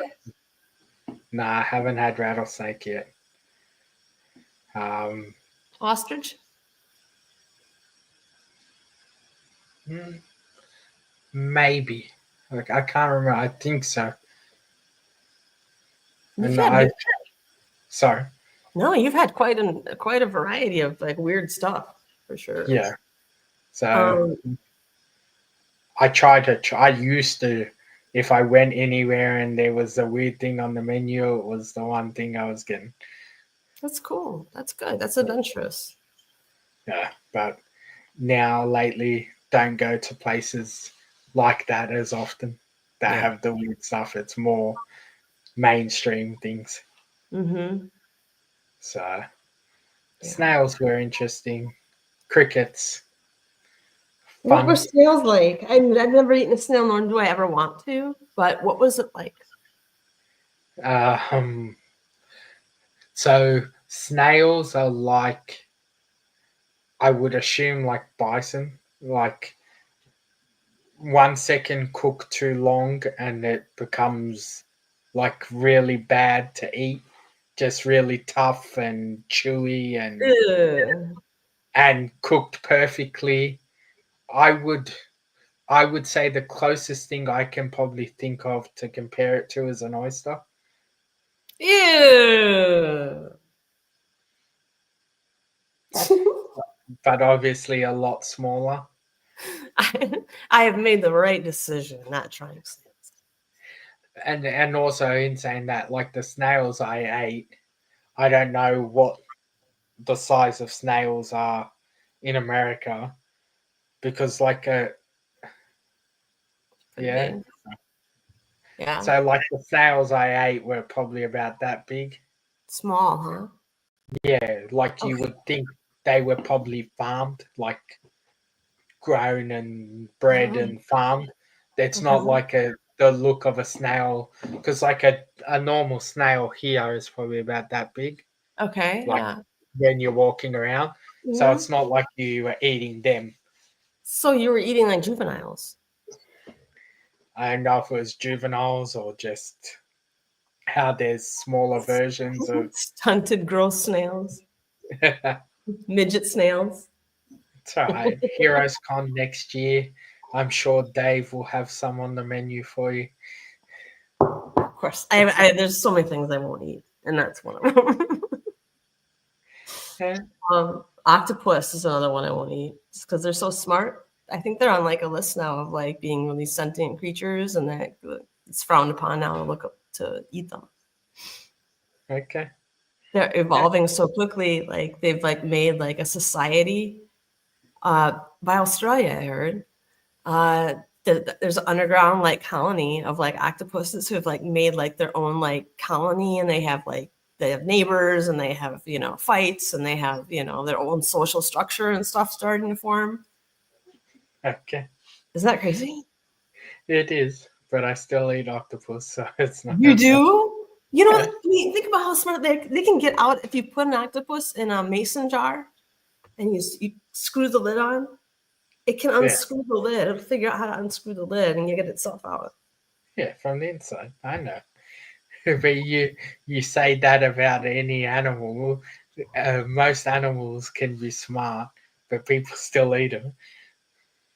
We're not eating dogs in America. There's rumors that some people are. Not in America. Yeah. And I know in other countries, in Japan, I know it's a big deal. I, Yeah, and then like dolphins, you shouldn't eat dolphins. I don't think anyone eats dolphins. Yes, they do. Do they?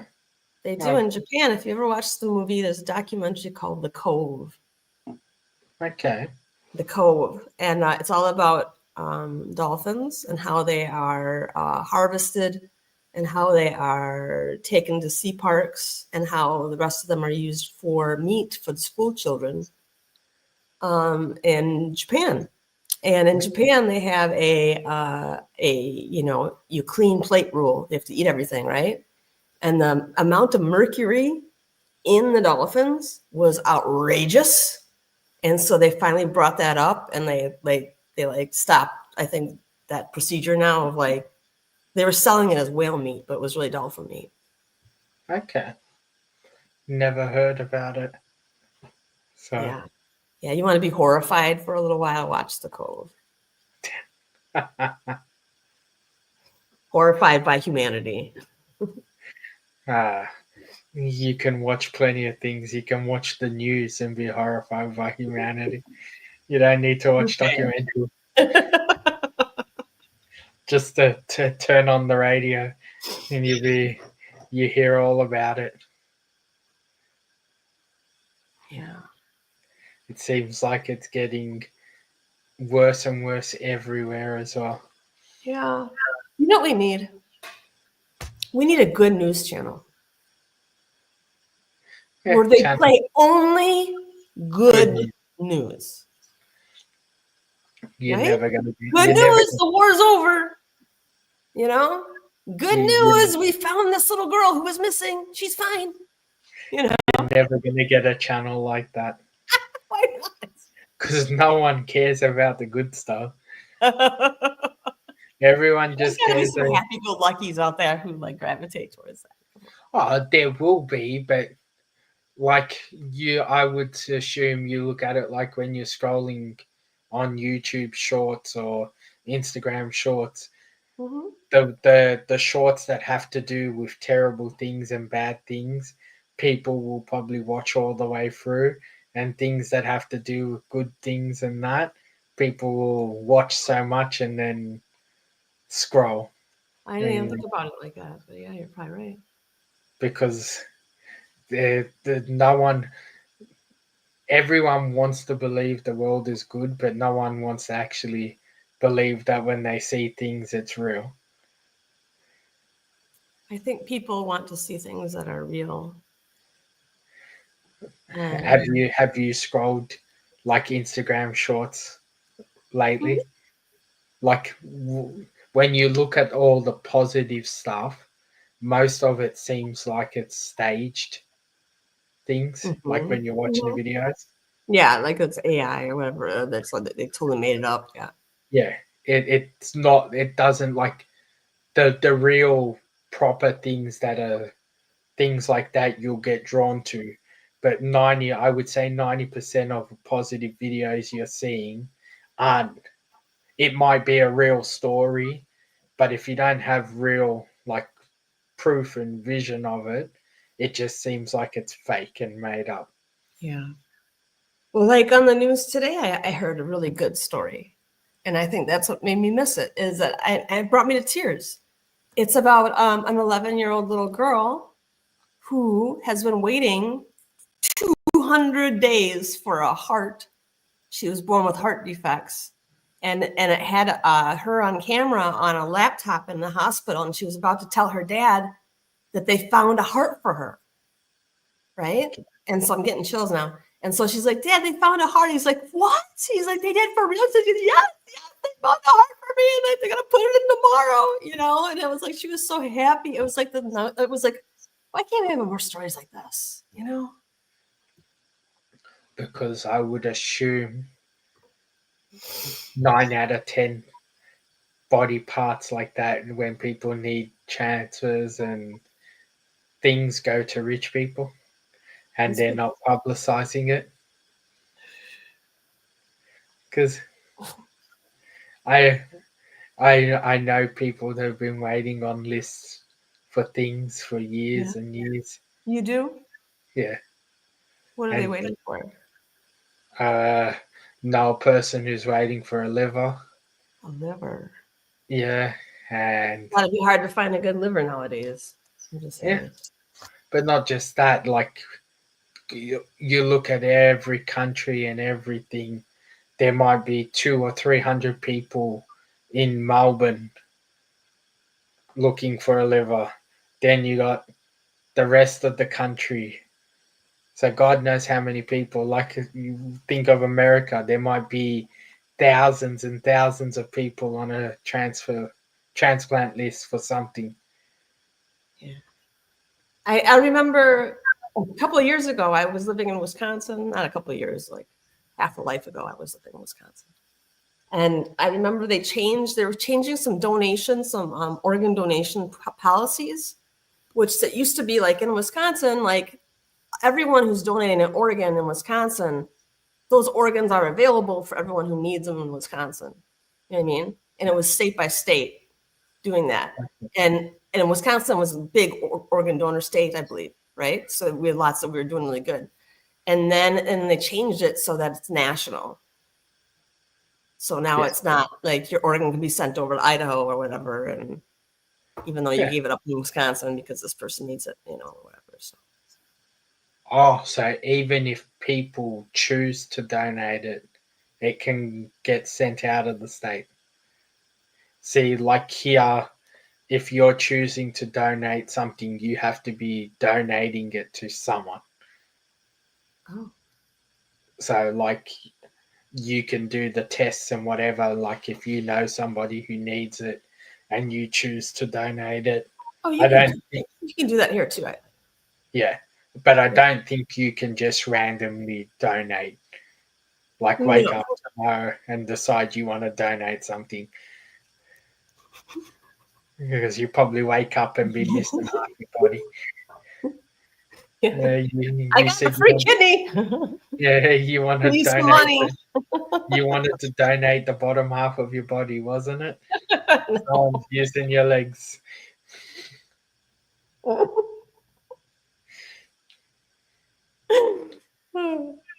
Yeah. No, I was talking about people who have already passed, so their organs are Oh, harvested, and brought so over.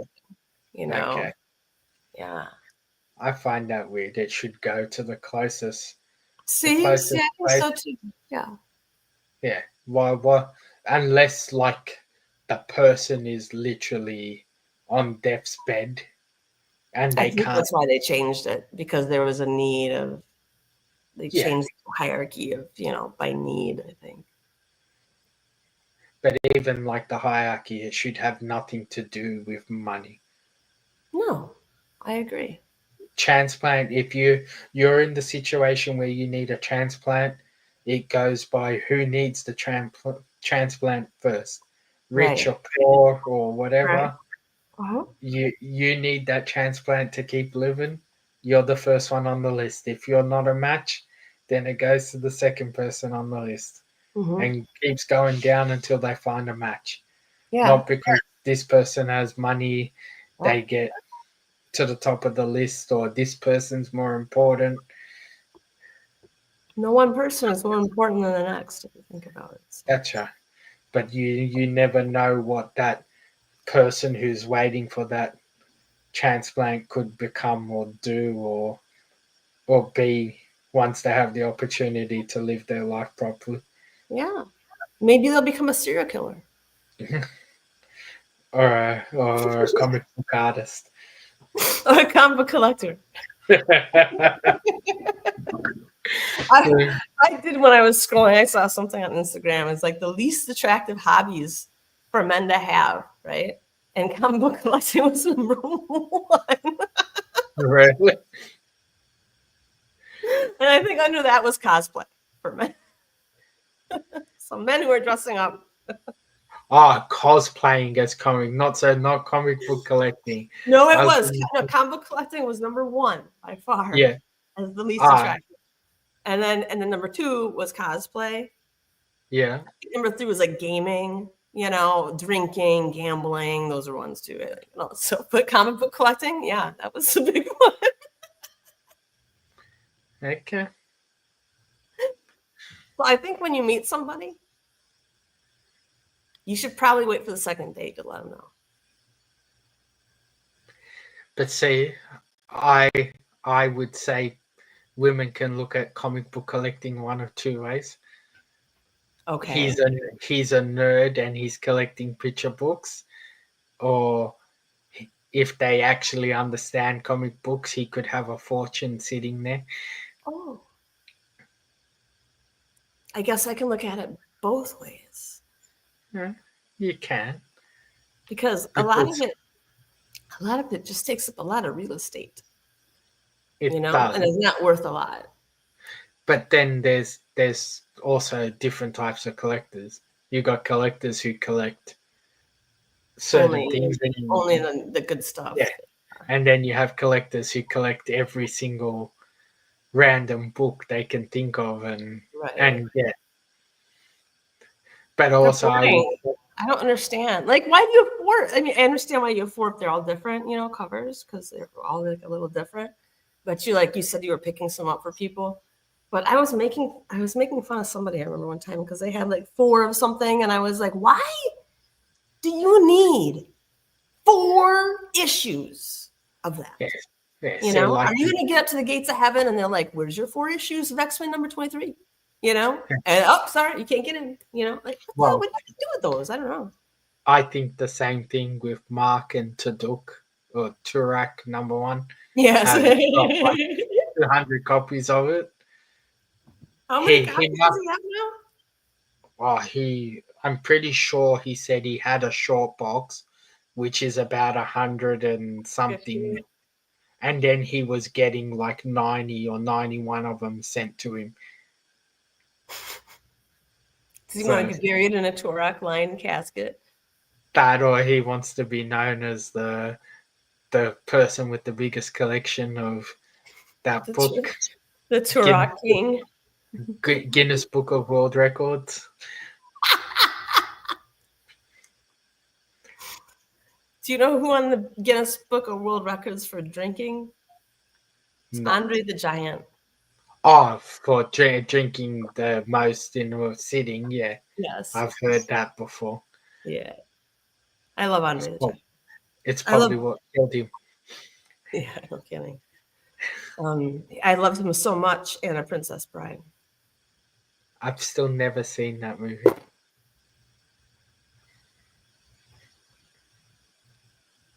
Yeah, I even have dolls from The Princess Bride. Really?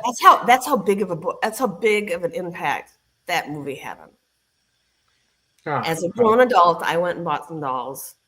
I brought Princess Buttercup and Andre the Giant, and I'm gonna go get them.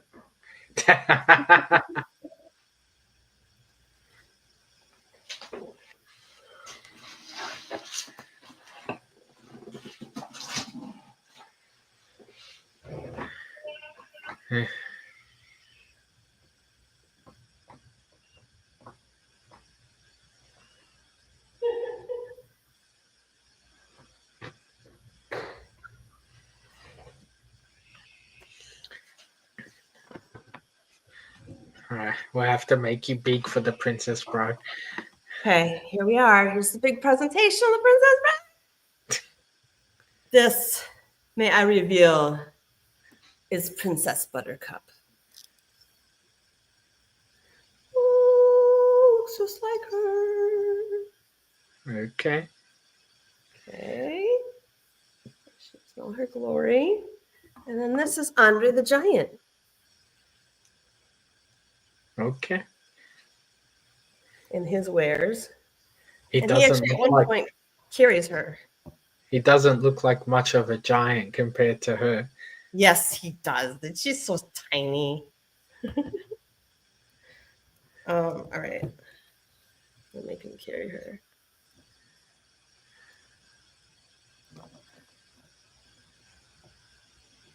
They're hard to stand up, though. They have little stands. There we are. See? He's carrying her off to safety.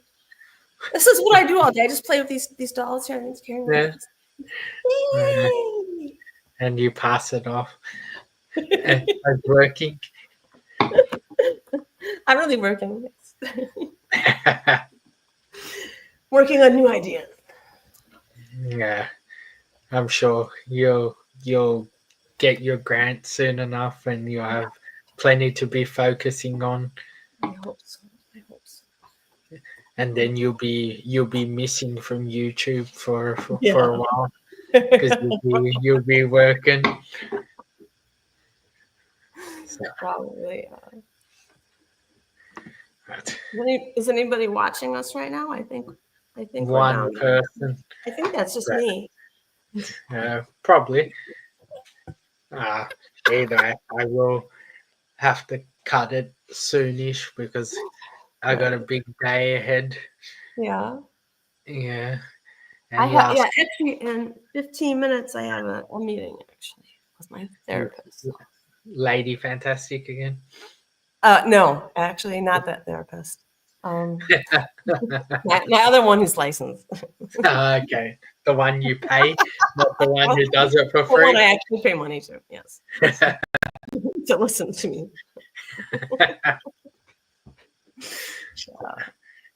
So it's been fun though. I'm glad you were on.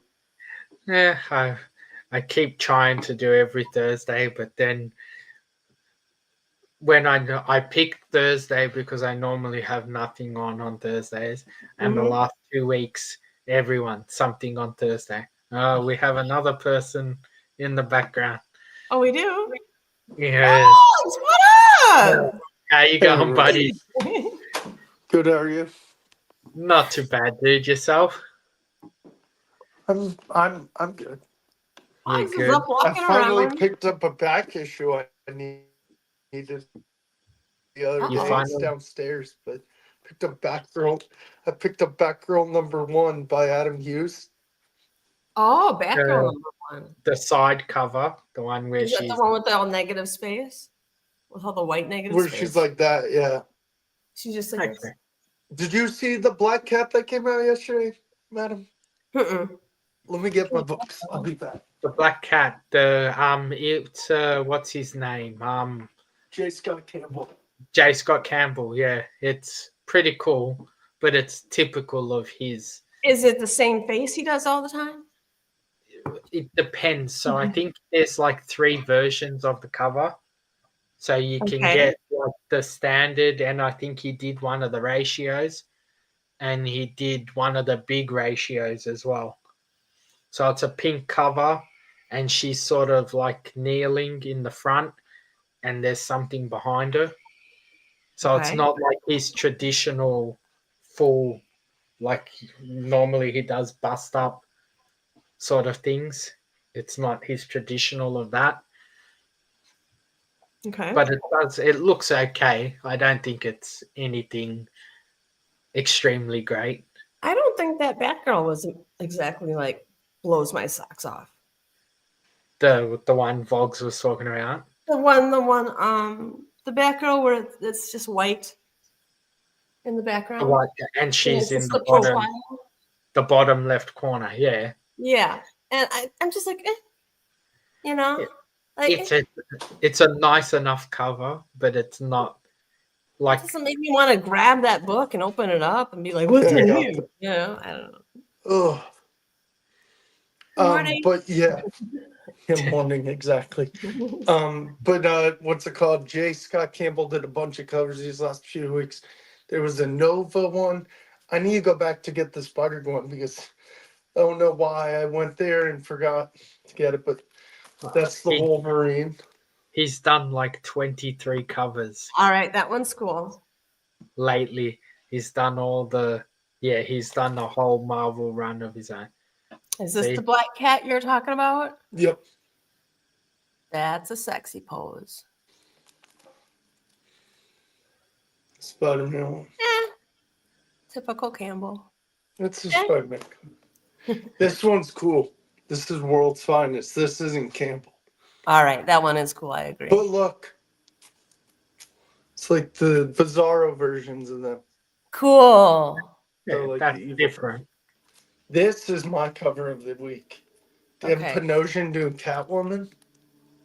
Ooh. Who did that, you said? On her motorcycle. Dan Panosian. Dan Panosian. Does a lot of good covers. I like that cover better than the Campbell ones. Yeah. And this is if you want to see, you like Catwoman, right, madam? Yes, I like it. Yeah. I like Okay, all I'm those. gonna show you a cool one in a minute. But that's the Batgirl. That's the issue. Batgirl that you like? That didn't come out this week. This Okay. is one came out months ago. I need it. I'm a barber going Batgirl. If you want to see good Catwoman, I'm about to show you. Okay. I don't think I've seen this area of Vog's room before. I don't think so either, and it's a miracle he's got the camera the right way. Are you an Art Germ fan?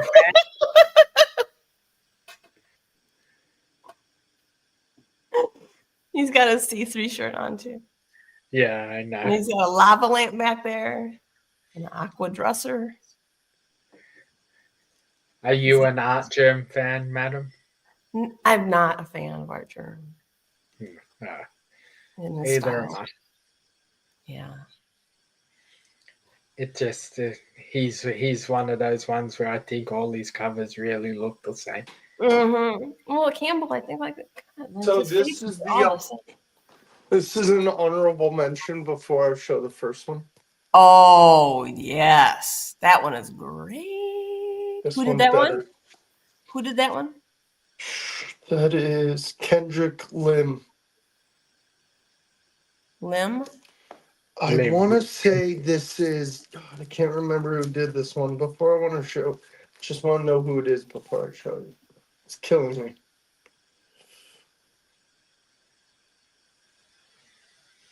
Is this Art Germ? It is Art Germ. Okay. But it doesn't look Art Germish. We don't like Art Germ. That's okay. Maybe we like this one. Oh, come on, Zarz. He just asked me actually. Dang, that is That's Art Germ. That's actually pretty good. That's You know why amazing. I think that one looks better than most of his covers? Because he's attempting to do Michelle Pfeiffer Catwoman. That's what I was thinking too. So he's working off something that actually exists A instead reference. of Yeah. instead of going to his traditional look for what Yep. he does for Catwoman and stuff. Like Yeah. he was in Melbourne this year at one of our shows, and I thought, oh, I'll see what I've got of his books to get something signed. And I went, I've got 3,500 books, and I had one art germ book. That's hilarious. So That's to funny. show, That's something you and should tell him when you meet him. oh, I after the experience I had with him, I'll never be meeting him again. But even like one book, and the only book I had was a book I bought from the States when I was at Heroes Con to flip. Oh, So I just got it signed and slabbed so I can flip it. nice. But yeah, so once you get rid of Meet that you? book, sorry? Fox, you're freezing up a little bit. What did you say, folks? What you got? You need to come to the States again so I can meet you. I hopefully next year. I'm waiting for them to see when they're going to announce the dates for Heroes Con. It's the 20th, They have announced them. 21st. They have announced them. It's When? what is it? It's the Every time I've been looking, I've to the 14th. Yeah, it's the 12th to the 14th. okay, so they're going early. Yeah. I figured so because the World Cup is on starts July 24th, I think. Yep. Stephanie. Mm. Hi. I gotta So go, guys. no, I have to. I'm sorry. I have to. I have an appointment. you don't. 2 minutes. I really do. I have a really early appointment to talk to you my don't. therapist, and I pay her money and everything, so I gotta do it. Okay. Otherwise, it's a waste of money. So I need to. That's right. And money doesn't grow on trees, just in It comics. doesn't. I always saw that. I saw the Giving Tree. At least I read that, and that was That tree influential is. in my life. I felt bad for the. For the tree. Mhm. I love that book. Just so you can make your own sculpture tree with money coming out of it. Yes. And whenever you need it, you go to the secret stash, the secret hiding spot that you have the $100 bills hiding in. You're like, oh, I need this. Bye, Stephanie. Have a good one. Bye, you guys. Have a good morning, Zarz. Thanks for having me on. Will, have a great day. It's good to see you. Yep. Take care, madam. Okay, Have a bye. great day. We can hold it down. Yeah, we got a little bit before I need to go to sleep, dude. It's What- nearly you midnight show, for me. You show some stuff. I'm out of stuff. Show some stuff. I don't have anything new to show, but since you like unique covers and signatures, let's see. I got some Otley stuff. You make yourself big. Alright. I got some Nice. Ryan Otley. We got some Otley. You met Otley. Yep, and Spencer. Seeley. Nice. Greg Land. I heard Greg Land cool? He is really nice bloke, and his wife is his handler, and she's a really nice lady too. I like Greg So Land. this one is like a 4 times signed book. That's awesome. So Klaus Janson, Weeks, Mackie, I think, as well. Hmm. Signed cover. And then I got Miami Vice, Ant-Man, Nice. signed by Spencer and Roberto. Vinci, signed. Def. That's beautiful. This is a book you probably know more about than I do. I think there's like a different one for every I have state. no idea. So supposedly there's like one for every state in America. Hmm. And this is signed by Stegman and Al Ewing. That's a nothing book. So Tom Taylor Nice. and what's his name? He did the cover. I can't remember his name, but there's a whole set of those. Marvel Zombies, Greg Land as well. Nice.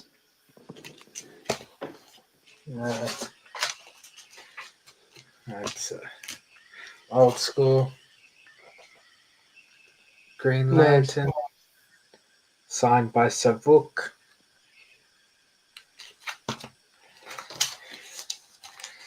Ramos again. Yeah, I heard Ramos is cool. He is. He's They don't give him the respect he deserves. And then you got Claremont, Al Malgrim, Yeah.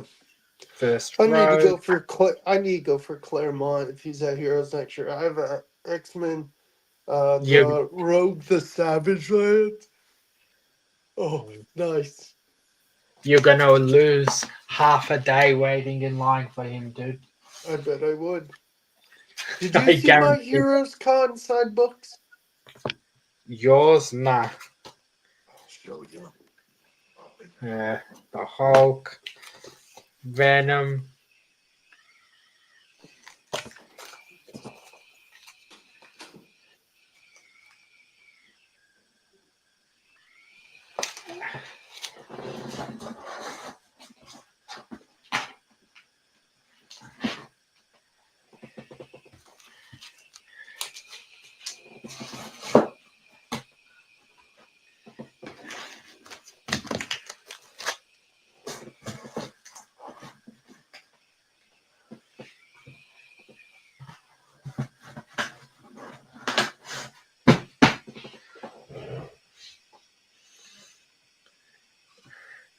Let's do this.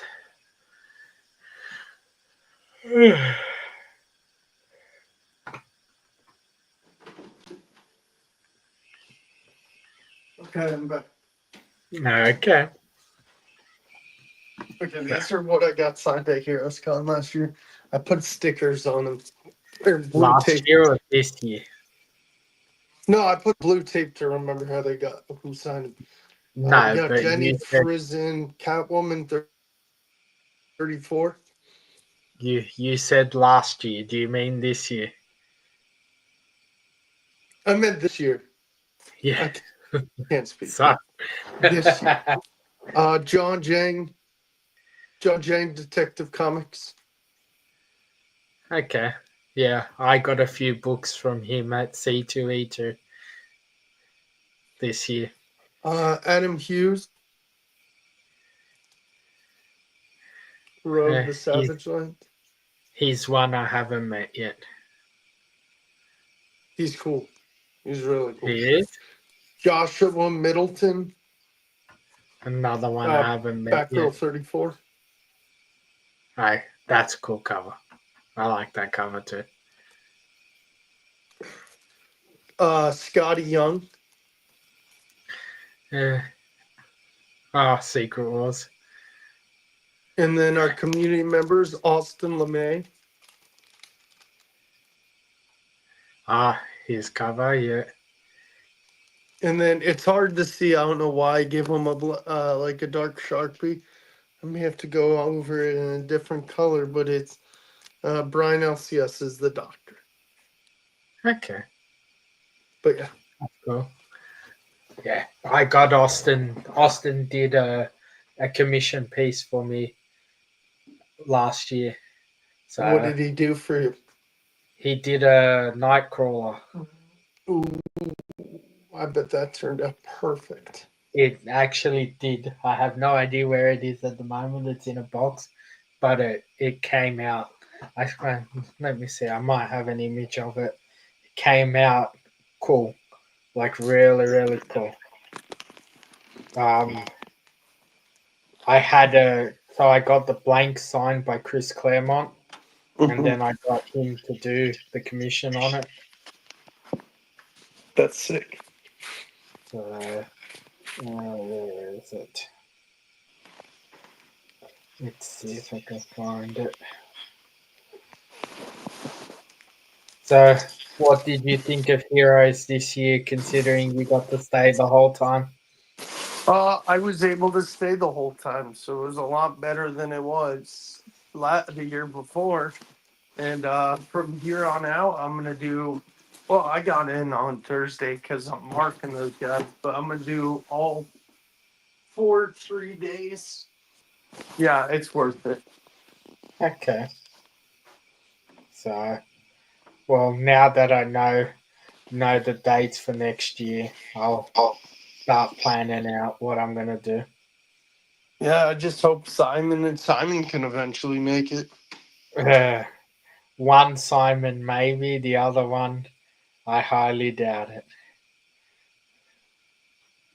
So you got a Yeah. good chance of possibly getting Do, Matt do Spidey you there. do you think I, do you think do you think Bo would ever go?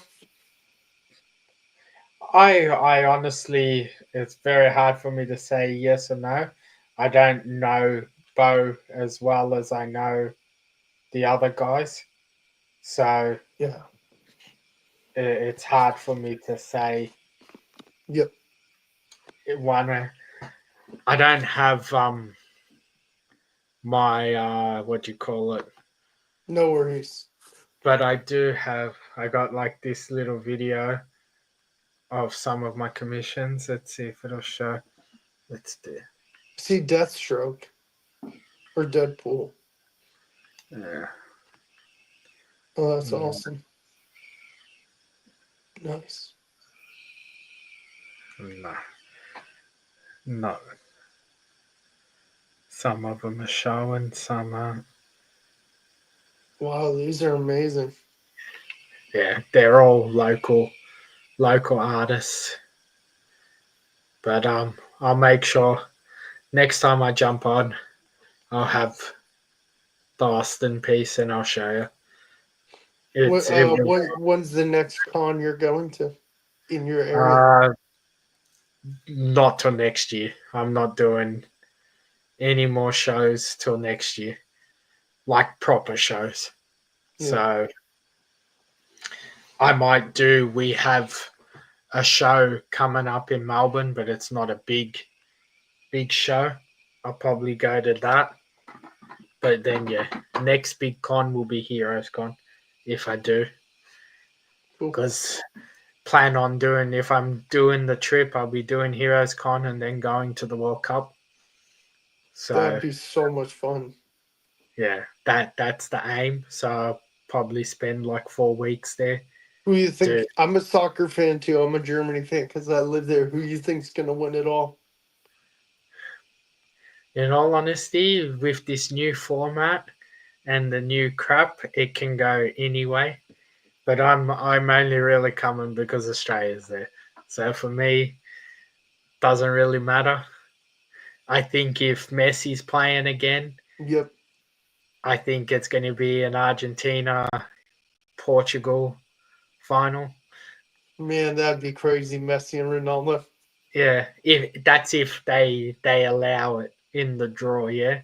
Because Yeah. now with the extra teams and shit, you're gonna find it's just gonna throw everything stupid, and you could end up with some lower countries getting further and further just because they get the easy draw. Yep. So, Yeah. but Yeah, I come hopefully watch 2 or 3 Australia games and then pray and hope we make like the quarters or the semis or whatever. I doubt it, but can hope. Yep. So they're playing some games in your area, aren't you, in Charlotte? Yeah. So I'm pretty sure there's like 3 or 4 games I'm gonna getting try to go. I'm gonna try played to in go, your man. area. I'm gonna try to It's go, man. I think it's from what I read a while ago, another 4 weeks, and all the teams are qualified by then. And then I think October they do the draw, Good. I'm ready for it. and then we'll start seeing tickets go on sale and see which part of fucking Canada, Mexico, or US you have to go to. Right. So, but be I don't get the whole point of why they decided to do 3 fucking countries for a World Cup. It's stupid. It should have just been US. US, Canada, or well, don't get me wrong. Like I can understand maybe US and Canada, but even if you're doing US and Canada, it has to be New York, Chicago, Seattle, those countries, those states there, with Toronto and Montreal. So it's a I two agree. hour flight anywhere and you can watch the game. Not you could have to watch a game in LA, then Right. go to Toronto and then fucking back to Charlotte. Yeah. It's crazy. Yep. But that's how they make money and that's how they get everything they want to get out of it. So You're right. I'll do Heroes Con and I'll probably have to be flipping my books to make more money Right. on the fucking travel to be able to afford following the team if they start doing well. Right. So, what do you Well, I got mean? none. I got nothing else. It's all good. What do you mean, Perry? Is that something I'm missing, vlogs? Oh no, it's No. just Perry being Perry. Ah, oh, good. Well, we'll go for a little bit longer. In 2.5 hours, I'll cut it because I gotta prep myself for sleep because I got a fucking long day coming tomorrow. Oh, Uh, but tell me, Vogs, what's the big book you're hunting at the moment? What's your top hit list book? well, thanks to Awesome Man and Cliff, they helped me get World's Finest 169, which is the third appearance of Batgirl, which was like $6 at Heroes. Even though I found it, Austin LeMay didn't let me pay for it. And then Cliff gifted me X-Men 171, the first time Rogue joins the X-Men. So the really big book I want, and I'll take like a 2.0, 3.0 eventually, is I want the first appearance of Batgirl, Detective something. Ah, Can't remember. I also want, and my friend, there's 2 other books. I have a whole checklist of what books I want. ah, Like I want the Bruce Timm Batgirl. There's a book I want because I'm a Rogue fan, is X-Men Gold number 30, and it's like a variant cover, and it's the wedding of excuse me, it's the wedding of Rogue and Gambit. ah. Keep chatting for a second. I'm gonna grab something to show you.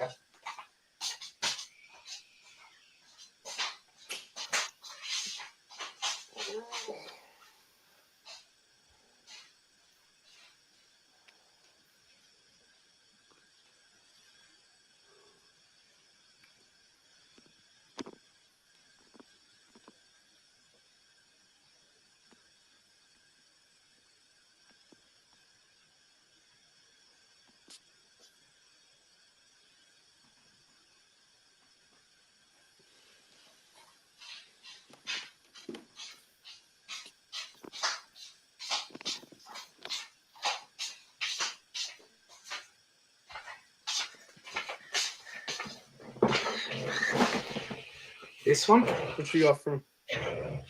Yeah, that one. Yeah, that one. I got lucky. I found this at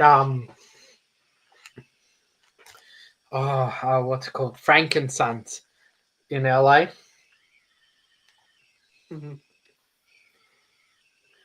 Yeah. So I picked that up. But the wedding cover of Rogue and Gambit, I might be able to find you a really cheap price one of that. Yeah, I'll send you my checklist. Let me know, because there's a shit ton of stuff that we get that doesn't hit the sort of prices you guys get, and then Yeah. you get the opposite. But I also go to about 30 different comic book shops across the world when I travel, and I always come across things. Did you So go to a shop while you were here? in Charlotte, no, because I was there for 4 days, and I heard that the biggest one was the guys who organize Heroes Con. So Yeah, their parking sucks. I don't go to figured that there's shop. no point going to their shop if they're running Heroes. Right. Their parking. Excuse me. Their parking also sucks. But yeah, I've been to comic shops in Europe. I've been to comic shops in America, Canada. I've What's the been big book you're going for? Brave and Bold 28. I'm trying to think what that first appearance is. Is that first Raja Just, Ghul? Justice League. Oh, nice. Yeah. That's a good one. So because I started doing my Justice League run, I gotta knock out the big books first. Doing the smart thing now. Last time with X-Men, I got all the smaller books first and then tried for the bigger. Now I get the bigger ones out of the way and then fill in the gaps. Yep, exactly. So, but yeah, Brave and Bold is my big book, and then after that will be next number 3 or 4. So first X-23, Yep. and then I think I'll slow down for a bit because I've been spending too much money on books. Yep. So, and then we started selling at shows again. Yeah. So hopefully start building up some funds again from doing that. Yep. So yeah, we'll see how things go. Yeah. Dude, I'm gonna end it on my end because I gotta hit the bed. Thanks, Thank Zarz. you for jumping on. You are always welcome. I know our time difference makes it a bit harder No for worries. the people to jump on. But thank you to everyone who watched. Thank you to everyone in the chat and who joined in. Obviously, do all the YouTube stuff. If you're catching the replay, click the like and subscribe buttons. And thank you. Let's end this.